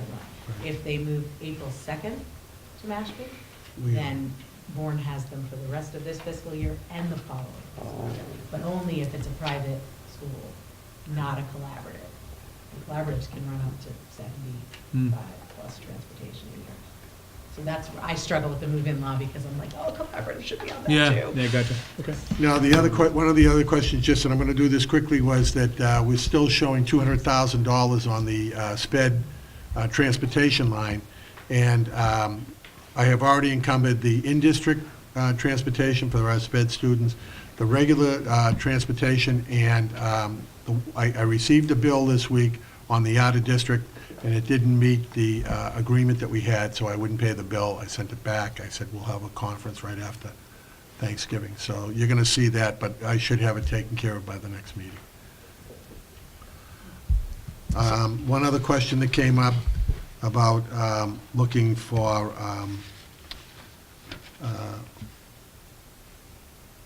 what was it? You asked me a question about Computer purchases. No, VO. Oh, the voiceover. Yeah, internet. voiceover. Yeah, VoIP. Yeah, I was going to ask VoIP, about yeah. that, actually. Okay, I was going to say VoIP. VoIP. Okay, we're looking into it. Jeff's the only one who calls it that, just so you know. Possibly a cost Myself, saving. that's We are looking into that. We're talking with Open Cape, which is a highly, SIP trunk lines, getting lingo here. That's good, Paul. Is it good? Yeah, thanks, Chris. I was trying to throw that one at you. Yeah, like the way you worked And at it. reliability and so forth. So we are looking at, we're in discussions with, Sean's in discussion with. Great. Any other questions? So, in regard to these additional clear touches that Yeah. that we would need in order to complete, I guess, the replacement process. Do we have anything at this point submitted with the town as far as capital requests? No. I think Sean does. He gets about $30,000 a year. He goes in and requests all kinds of. Okay, Yeah, but that's No, the only thing we have. no. Okay. We will be And- going in with some pretty heavy requests, though. I'm starting to put things together now. Okay, so you are, But I can't go this year. It's all over. It's, for FY19. it's too late for this year. Yeah, but next year, I'll go in. And that, you want to report out on the budget, or do you want me to start and then you can add? The FY19 budget? Gosh, we haven't met since then, huh? No, God, that seems like ages ago. Yeah, I know. you can start. okay. And then Patty can go. And then if you guys forget something else. then- Okay, good. We went down for our time with the town manager, and did we go over this? We went over this last meeting. Yeah, we Okay. did do that. Yes, good. we did. And we're good to I have go. your report. But one of the Anything things. else I guess, has anything else come out of that? No. Well, I have a meeting set up with John Cotton, Okay, you're meeting with the liaison. Okay. But we'll talk about stuff during our, No, I saw it on the agenda update of FY19 budget. That's basically, nothing's changed. update. I haven't- No status. Yeah, I'm sure he'd like me to come say I can knock off another. Yeah, Okay. Mr. Gorman, I just wanted you to say noted. noted. I've been waiting Noted. this entire meeting for that. I would never use that in this austere group. Noted. I must go back and look at the tapes. I'm pretty sure you do. All Have I right, said that before? since we're running dutifully behind schedule, Surprise. as usual, Those are my fault. whichever committee, I think We'll get into that in a minute. Okay, so, moving on, update on the window, roof, door, bathroom, no, actually, ADA compliant project. I'm going to start to do this every time I see you. So I don't know, Mr. Gorman, if you want to share anything from the Planning and Construction Committee, which is really this.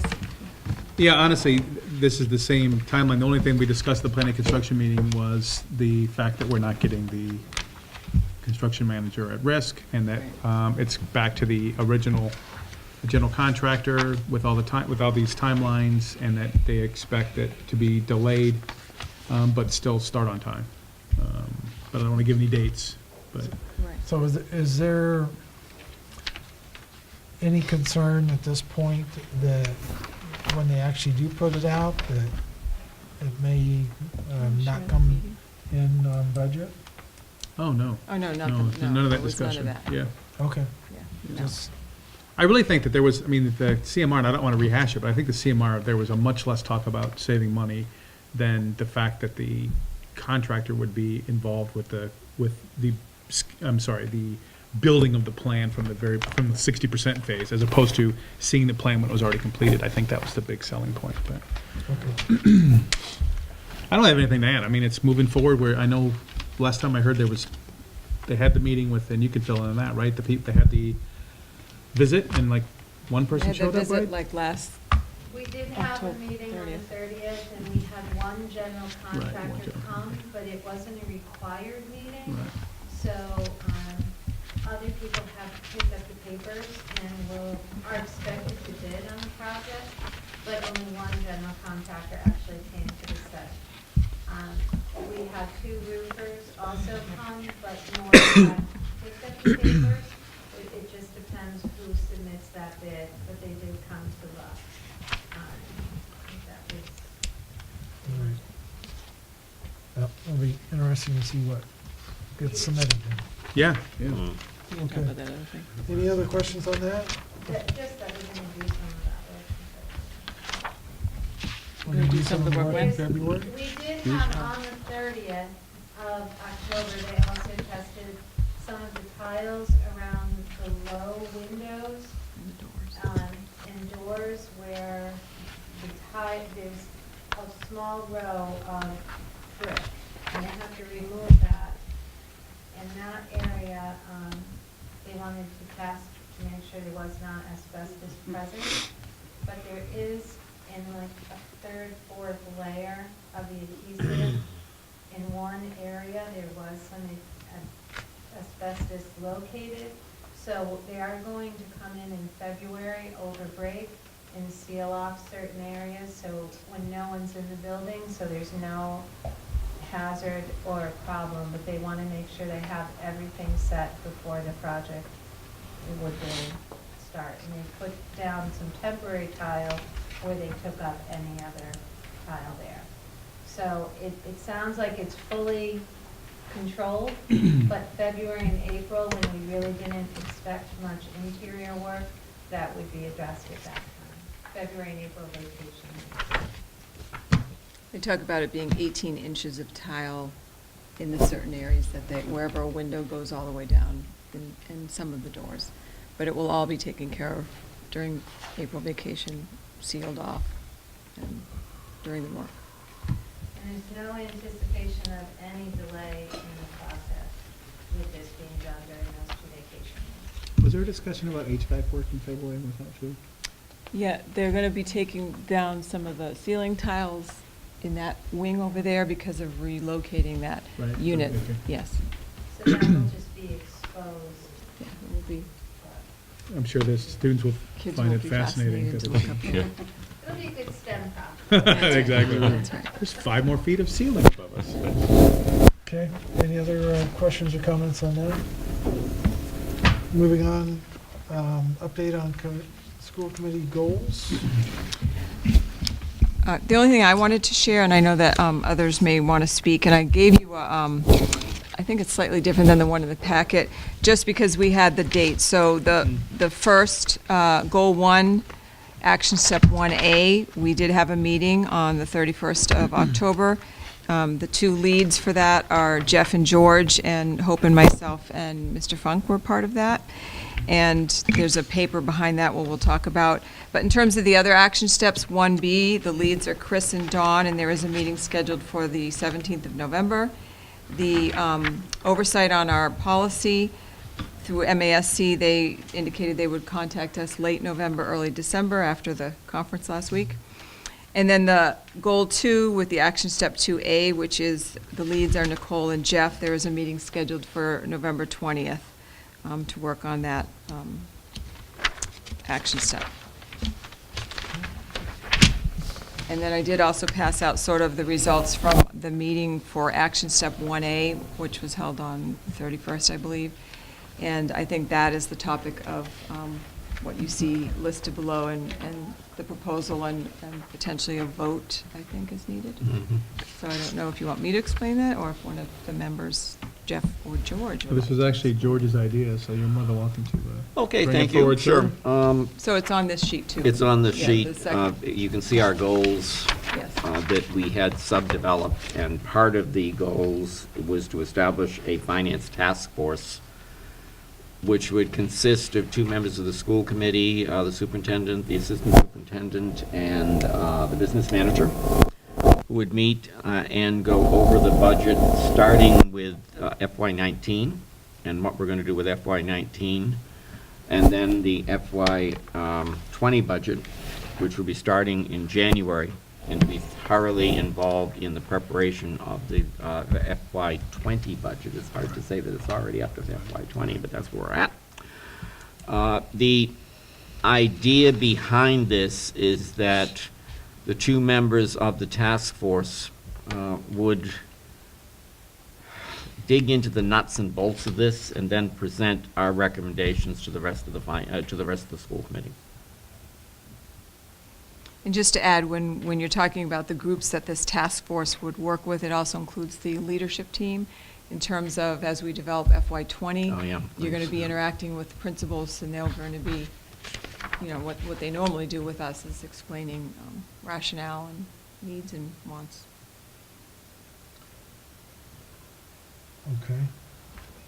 So what we're looking for tonight is, I guess, a motion to form a task force and a vote to approve that. So, just a couple comments. Well, first, before you actually make a formal motion on that. So, according to our policies, we do not currently have a subcommittee on finance or budget. This is not going to be a subcommittee, this is going to be a task force. I know. Okay. Let me. Okay, just sorry. But in checking some of the surrounding towns, they do actually have subcommittees that are standing for budget/finance purposes. So that's one potential option. If we go down that option, we would need to go through the policy group and affect a policy change to do that, and that's something to think about. The other option, which is basically what I believe you're talking about, is permitted under our policies right now, is creating an advisory committee that would be focused on finance/budget. And then that advisory committee, though, would have to be set up every year. Say that last sentence again, I didn't all think done. The advisory committee would what? An advisory committee typically has a specific It's not a standing purpose, committee, and ends after that purpose. So, for example, like the school start time committee is an advisory committee with a stated specific purpose of looking into and coming up with a recommendation.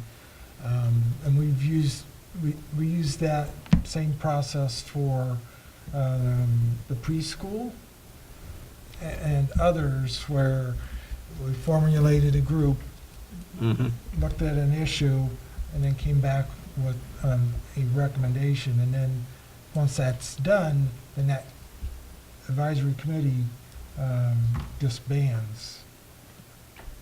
There's no continuity to it. So if we want continuity in the process, which personally I think that's the way we should be going, then we probably need to set up a subcommittee. That being said, that will take time. Yeah. I'm fine, I think, in essence of time, we can do the advisory and then put this question to the policy subcommittee to look at For future years. for Okay. designing a more permanent solution. So, long-winded explanation, Mhm. but I wanted to make sure everyone was, understood what we can and can't do. Okay, well, there's two motions that you need then. Well, I had it, so Go ahead. we already have, and you can call it whatever you want. We already have 2 school committee members talking with the leadership team about goals and finances. Right, this is formulating it into a. Right, so I'm trying to figure out, are we violating our own policy then by having these goals groups together?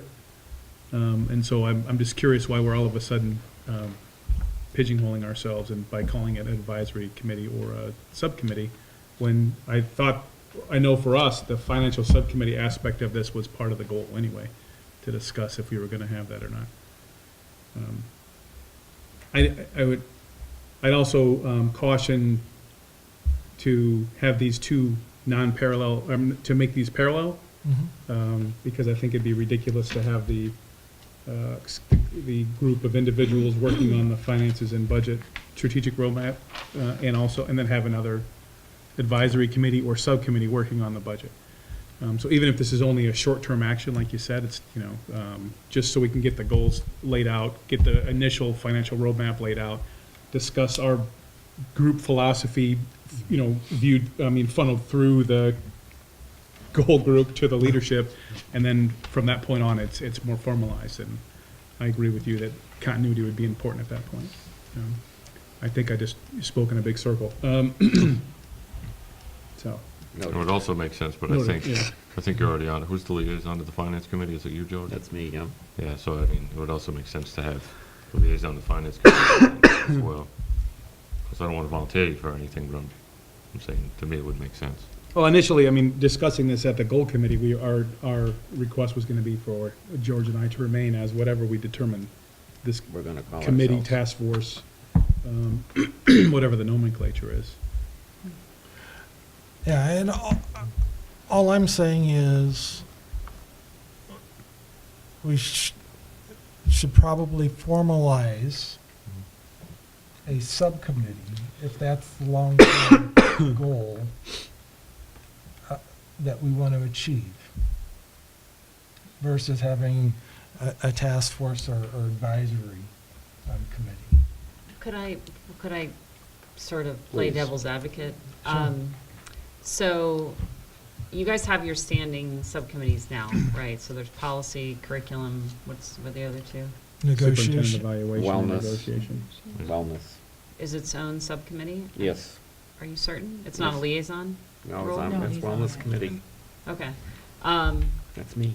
I know, I just thought there were like 4 at the top that were like subcommittees, and then there were all these liaison assignments. Anyway, Right. I digress.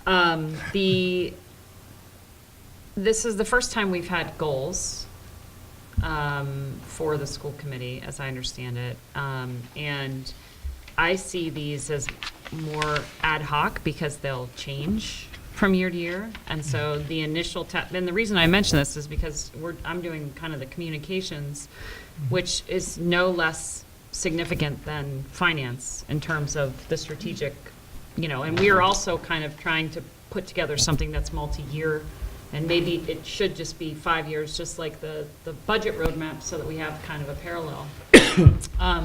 So I see these as kind of more ad hoc, like the task force is set up to handle this 5-year strategic budget, then we do the 5-year outreach engagement plan, whatever that is.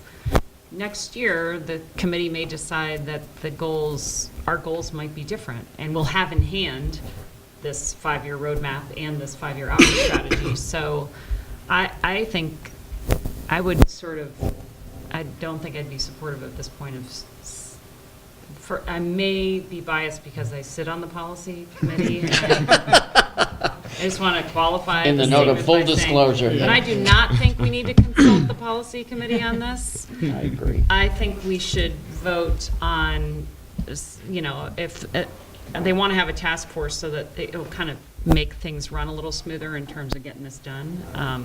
So I'd be supportive of. Yeah, doing that. I just want to make sure that the committee knows the options available to it, and then we, collectively make a decision. Which approach, or both approaches, however you want it to go, but just making you aware, Noted. okay? And not that we're not trying to be transparent, but the conversation we had at that 31st meeting also, the more formalized you get. Posting Posting, that. public records, open meeting. Public records. We'd have to Right. immediately share a draft Rest of it, 5-year so. plan with the rest of the community. Right. Minutes. I mean, it really is a task force. These little subgroups are really just set out to accomplish a mini I think mission. we're, I'm sorry, Nicole, I apologize. No, that's fine. We're pigeonholing ourselves, and I would request, if we're going to delve into the policy saying that we can't do a task force, I'd like the town council, or the school committee council to say we can't do that. No, I'm not saying that. No, you said those are the only 2 options. An advisory committee is basically a task force. No, it's not. It's a committee formalized by the school committee that has to follow open meeting laws, public posting, everything's public, communication from draft forward as soon as before we even submit it to the school committee for any kind of recommendation. The 2-person policy subcommittee, talking about a nascent idea that we're gonna do, can have the Mashpee Enterprise sitting right in front of it and write a story on that before it's even voted on by the school committee. I think it's dangerous for us to talk about how we want to run our finances before we even talk to the town about it and have it in the paper. And that's why it was important for us to try to do this in an environment that is transparent when we do read out every meeting about the task force, yet not be hampered by getting non-vetted information out to the public before it's actually vetted. So I, as always, will defer to the Democratic, but if the chair thinks that we can't we cannot form a task force, then I would like to get the district lawyer to tell me that I can't do that. I can't make that motion anyway. Yeah, I mean, there are conflicting wordings in our policy because advisory committees may be created to serve as task forces for special purposes to provide continuing consultation in a particular area. So say that sentence again. Advisory committee may be Created task by the- force. May be created by the school committee to serve as task forces. So it's the same thing. Well, no, I mean, again, I bet. we were using the word task force and committee together, and, maybe Yeah, we I got the agree. cart before the horse, but I don't want to also have me and George and leadership team sitting around a room together and do something that violates MGL, and then get us in trouble just trying to do the right thing. So, Right, and I think that's, Yeah. we're all trying to Yeah. make sure that we have our ducks lined Looks up. like we're meeting anyway on some sort of policy. Well, maybe we No, I could, don't What are you think it, doing I right don't think it after needs to be. we Well, could be maybe viewed this as policy. co-facilitating these meetings that you attend. Hmm. Can you read that line again, because you've stopped before what I think is the important part? Do you mind just reading that one more time? Sure, advisory committees may be created by the school committee to serve as task forces for special purposes or to provide continuing consultation in a particular area of activity. That, or to provide continuing consultation in an area of, sorry, I'm really Of a tired. particular area of activity, which is what they can do, right? All I said earlier was, there's 2 different mechanisms under our current policies. There is subcommittees, formal subcommittees, which I said, and looking at some of the surrounding towns, they have formal budget/finance subcommittees that they formulated. Falmouth, I believe, was one of them. That's one route we could go. And as I said, maybe something that we want to do. The other, Sorry, Don, before you move on, can you read the next line following that? sure. However, there will be no standing overall advisory committee to the school committee, Okay, which so kind of that- contradicts its Yeah. Yeah, what the previous line said. Yeah, the composition task forces and any other advisory committees will be broadly representative and will take into consideration specific tasks assigned to the committees. It's just disbanded when the scope of the advisory committee is complete. Yeah. I just got confused because I heard you say, I think, Yeah. that it would have to be re-upped every year, Yeah. but I don't know where it says that there. That's what I was confused about. Yeah, so, item number 5. Sorry. I'm making this so long, I know. I know. Next So- time you have to bring one for everybody. Yeah. We can all read it. I should have. Tenure of committee members will be 1 year only unless the member is reappointed. That's to an advisory or a subcommittee? or both? That's to an advisory, and I believe the same thing applies, We- it doesn't say that in. We reorganize every year anyway. We organize every Yeah, year. so- So it's just a vote. It's a vote. Voted every year. It's not- yeah. I mean, We did a It's task form force over before, and we substance. didn't have Yeah, a it's, problem we're with just that. arguing, yeah, it's But- 6 of one and half dozen of the other. I think we probably should double check with Sarah, from a legal counsel standpoint. Make sure, because as we're, this is the first time we're formally doing all Yeah. this stuff. Yeah. Let's make sure that we don't trip ourselves up inadvertently. Yeah. I just wanted to mention, these are our policies, and our policies allow us to do this. You know, so I don't think we have a problem with doing it. Then the question is, you know, I know on a subcommittee, there is the formal posting notifications that have to take place. You know, I'm not as sure in regard to the advisory committee, but I think it may be the same. Well, because we did a lot of that with the We school did, start yeah. time committee. We did this but if whole- it was a task force, you said it would, once FY, let's say we're working on this year and FY '19. Once that's over, The task force. right, but it can be voted again and say, okay, yeah, now it they're can going to do 19 and 20. Yeah, you can continually re-up it, or, you know, for example, the windows, that's a multi-year project, right? Once Yeah. that's done. Once it's set up, Yep. you know, it's not going to end at the end of June. It's No. going to continue Yeah. until. I guess the it's question is there the ability for an advisory committee to fully vet out a document and present it to the school committee before it becomes public knowledge, basically? If that makes any sense. Is there an ability for the advisory committee to work on a project where only the final product is available for public consumption as opposed to? I know. Yeah. And I don't know, I can't answer that question. Yeah, from my knowledge, I don't think so, but, anyway, I can't answer you. But it's also, you know what, if we determine if there's no, and that's, these goals are, again, these are draft goals with very first swag, right? So, Yep. if we determine as a group that we can't do a 3-year plan, or the 3-year plan's gotta be radically changed so that it's always available to the public, then, we'll decide that. I mean, this is easy stuff. Yeah. We were just trying to figure out a way to do the best job we possibly can, and then present it as a full package, so. And I think everyone on the committee is supportive of that. I don't think you are, Don, but that's okay. We could rename, we were playing with some names. We had Budget Buddies. Oh, there you go. Finance Friends, or Get a Falcon Finance. Financiers. Yeah, there you go. I like Falcon Financiers. I like Budget that. Buddies was mine, but I gotta go with Falcon Financiers. So, I'm I sorry, just go don't want ahead. us to trip up on. No, I'm with you. No, I agree. ourselves.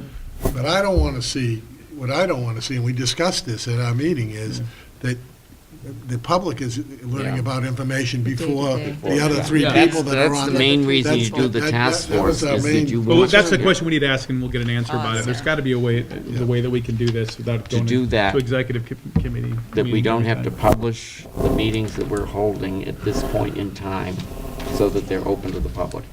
Because you That want to we share want with to the other avoid that. three We before. do not want to have any information that we are discussing available to the public before we discuss it with the school committee. Obviously, we need to check with legal counsel. And that's it, yeah, policies that's and all it. that, but my knowledge on it says that if you, even though it's not a quorum, if you have two members together doing any kind of formal anything for the committee, then it has to be public if you have one. So if you had one appointed and then you had It's not three. either them, I thought it's three. No. Majority? no, four, just like when we have subcommittees, how it has to be posted, has to be open. We did a superintendent search task force. Both was of us open. were there. Yep, It was and that- open. It was open to the We public. didn't have to worry about publishing notices that it was open. That was the advantage of task force. We could just have the meetings, it was, anybody could come, we just didn't have to post it. Yeah, Did you- yeah, exactly. Yeah, But it had to I be think the open. question is that No. we'll have tons of information. Mhm. We just want to figure out a way to provide that information to the public after it's approved by the full committee. Yeah, so. All right, I'll ask. But yeah, so we'll. So let's figure out what the formal process is that we need to do. We don't have another we don't have enough time, we need to We do don't have another something. meeting? No, we don't meet again. Can we, Till December can we 11th. vote on doing it, assuming it's legal? Well, I mean, we should probably call ourselves something anyway. I mean, even if we call ourselves Budget advisory buddies. task force. Stop saying that. Come on, it's funny. That's very Casey Coombs-ish. I think we can establish. We need a high school too. subject But do we to- need, that's my point, do we need to now? Subject to the requirements. Okay, I see what you're saying, yeah, yeah. You can come and visit. So we can vote subject to the requirements? Yeah. That way, if we find out tomorrow we're good, then you guys can be off to the Yeah, races. good call, that's a good Right, call. and if we find out you have to post a notice, then you'll know, Yeah. right? We're gonna vote anyway, subject to requirements. We find out what our actual requirements are, then we'll follow them, or we won't. All right. So if, what we need from our legal advice is how can the two of us meet without having to disclose our conversations with the public? Prior to, I think I want to say that. The products that we develop as a task force, is there a way that we can keep them from general disclosure until they're approved and voted on by the committee, yeah, okay, I worded that wrong. Yeah, I agree with you there. So- So I that don't think being, you want to be quoted. We are live. whoops, No memorex on this one. Okay. so, So what's the motion? So I move to form a school committee finance advisory committee task force. second. Combine both of I those. You didn't don't pick know one what or to the say. other. I was gonna Advisory say, and/or task force. whatever the legal name has to be. We want to be a school committee finance task force is what we want to call it. Yeah, I mean, it's a task force that's advising, so. Yeah.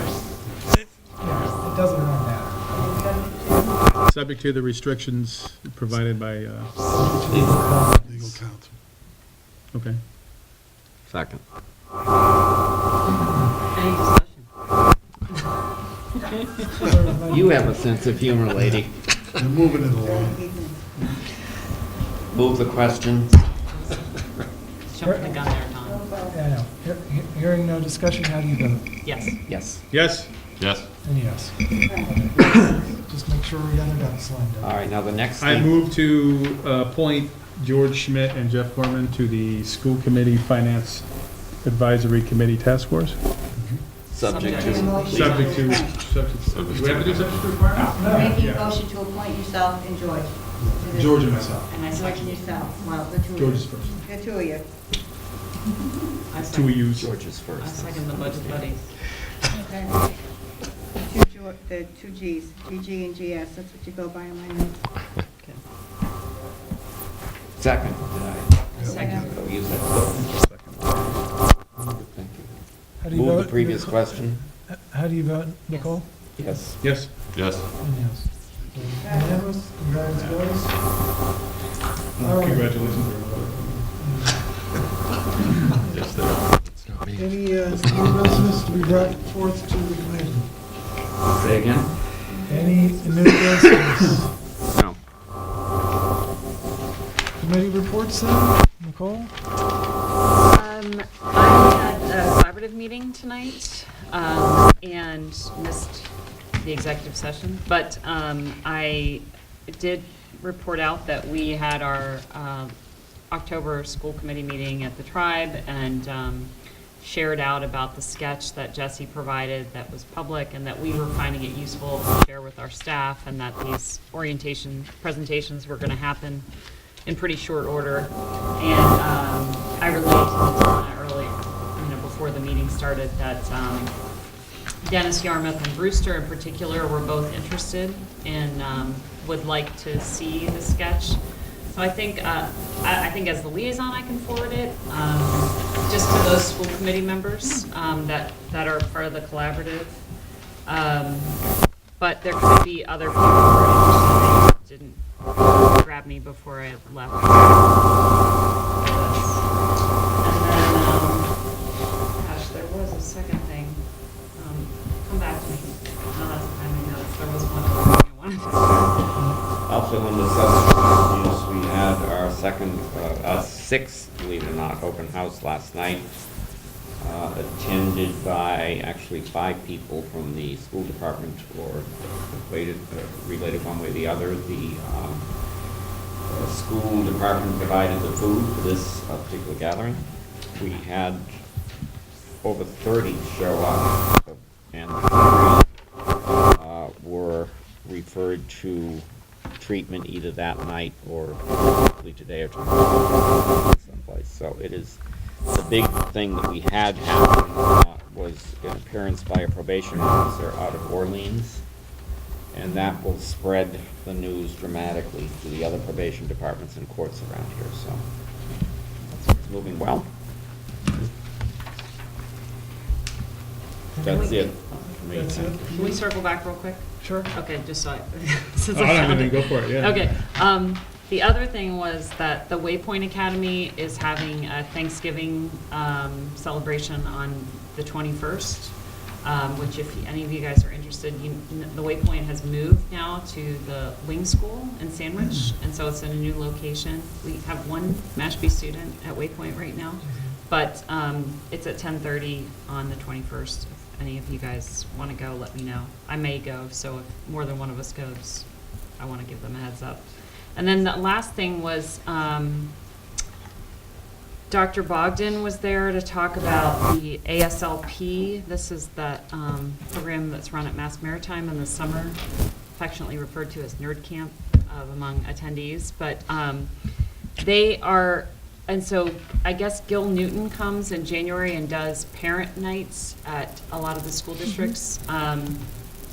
And so I didn't know if they were just encouraging all the districts to do that because it really helps the parents with their applications and stuff. We do that. We did that last year. Okay. So, will you let me know when that is? Sure. I'd like to check it out. I have a kid who went to Nerd Camp 2 years in a row. Nice. Loved it. Yeah, I've Loved heard it. great things. Is it open only to kids? I wouldn't fit in. My husband asked that Oh, question, yeah. actually, and yes, sadly, it is. And then the last thing they said was that in terms of special projects, that they are meeting with the curriculum leaders from all the districts, I assume that's you for us, Hope, to review MCAS scores and develop the top 5 priorities for professional development that the collaborative will offer next year. So I thought that was kind of interesting, and the Dr. Bogdan said that they were that there were pretty discernible themes that he thought many districts would be interested in. So it's good to hear that that is getting supported from the collaborative. That's all I had. All right. Thanks. Jeff, you didn't have anything? No, sir. Chris, anything to report? It's another sick bank meeting, which, by the way, there's been quite a few of them this year. I know when we were reorganizing, the sick bank doesn't meet that often. I just want to point that out. They're very quick and short, but nonetheless, there has been a decent amount. Why do you think they got up for that? All right, and I have thankfully nothing else to report. Anything that we missed that needs to be covered? I just had a question, like a point of, Yes, sir. Point of order? no, point of information. Point of information. So I'm curious how, as if we have committee members that are interested in discussing or asking the policy committee to discuss something, how do we go about doing that? It's a very complicated process. We're doing Please a submit it. Yeah, 10-page blood. application. Hey, I have no problem submitting an application. We've really never done this. I mean, most of the policy committee stuff has either been in response to something that's going on, or it's been rice bowl, right? So someone is on the policy committee, they think of something and they put it on there. So I'm just curious. I just told you that. Thank you. So I think it's actually an opportune time because we're having masks review all our policies. Mhm. I believe there's probably, if you're referring to what we just discussed, Oh, no, They- it's something completely different. I just, if I had an interest, or two school committee members maximum, of course, Yeah. were speaking, and they determine that they say, hey, something we should do is this, how do we get that ball rolling? How do we even discuss it? Is it discussed here first and then rolled down into the policy subcommittee? Does it start at the policy subcommittee? typically it's discussed here and then it's referred to the policy subcommittee. for There you go. action. Well, when the draft agenda comes out, then we should add the line item to discuss it? Is that how it works? Yeah. Okay. Yeah, but I mean, I would first go to Patty. I mean, she's also on the policy subcommittee, and you can talk to her. Yeah, but this particular item has absolutely nothing to do with the administration. To actually move it forward, Yeah, though, yeah. I think it would come to this committee. I mean, you could individually go to the subcommittee yourself and ask them to, I mean, Then clearly, they- we don't have a protocol for this, so, yeah. so- Then if the three of you. But what'll happen is if I go to Nicole and she'll be like, I'm not meeting. All I can And say then, is the policy but subcommittee generally is very speaking, dysfunctional. Yeah, what's it's just happened agenda is item. it's coming in as an agenda item Got it. and got referred. And you actually can't go to the subcommittee first, because even if you go to one person, and then that subcommittee That's member talks to the deliberation. next one, it's deliberation between three people inadvertently, so Yeah, it's, So it's got to come here during it has open to meeting. come here. What you create for goal 1A, no, 1B, Yeah. so protocols and like practices for school committee, you guys can see those, whatever. That up here for next Friday. Yes, right there. You can come up with a system. but the subcommittee can meet to discuss it. That doesn't cause a problem, so. That's because we've already discussed it as a group. Yeah. Well, Yeah. it's been referred to the Yeah, right, subcommittee as a right. group. So then we don't break But- any. But it But, was referred in public meetings. but Got it. I believe, haven't you brought policy changes to the subcommittee to discuss in the past? We played around with residency for a while. Right, but that was easy because you're on the policy subcommittee. And you're not a voting member. And it's easy for me the last 2 years, because I was on the policy subcommittee, but I'm not anymore, so I'm just curious. Yeah, it's fine. If agenda item it is, and if we have to tweak it, we'll tweak it during our goals. Yeah, it's easy stuff, yeah.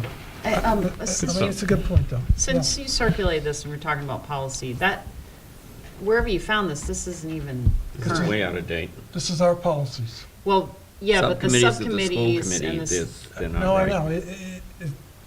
That's That's why we because the need to have policy it subcommittee does not meet updated. and fix the policy. No, We no, just no, closed wait a this second. meeting. No. Now tell me this. Yeah. Okay, so I start, you guys have your organizational meeting after the election. You sent out this list of all the committee assignments. That was a list that you guys had a year ago. Yep. Before I was on the school committee, or the policy subcommittee for that matter. But Yep. why doesn't that match? So we have negotiation, policy, curriculum. We have a lot more liaisons now than we've ever had in the past. Right. And we've continually expanded those. Yeah, but, We haven't updated the policy. We should. yeah. I mean, personally, I think that should be much less, it should be much more generic. It's a policy. Yeah. It shouldn't list Yeah, if subcommittees. that's what I was There just should about be to say. standing subcommittees and then a list to be a addendum for every single year, but again, yeah. All right. But- I'll take care of that, Chris. Yeah. Have your people I come love how you by. guys just The point waited is, until I this is got what here we for all have the right now. silly I stuff. couldn't get rid of Identify policy that fast there are enough. issues. Yeah, exactly. Hence Okay. our paying. All right, sorry, Paul. Get it. I move Do I to have a motion? adjourn. No, I'm fine. Yeah. Paul just kicked me under the table. No, I didn't. I move to adjourn. Oh, I Second. love you. Second. Motion by George, second by Chris to adjourn. Nicole? Yes. Yes, oh, sorry. May I? I know you're I anxious. apologize. Yes. Yes. Yes. Then yes. All right. Now I get to go to Thank work. Never you. done that.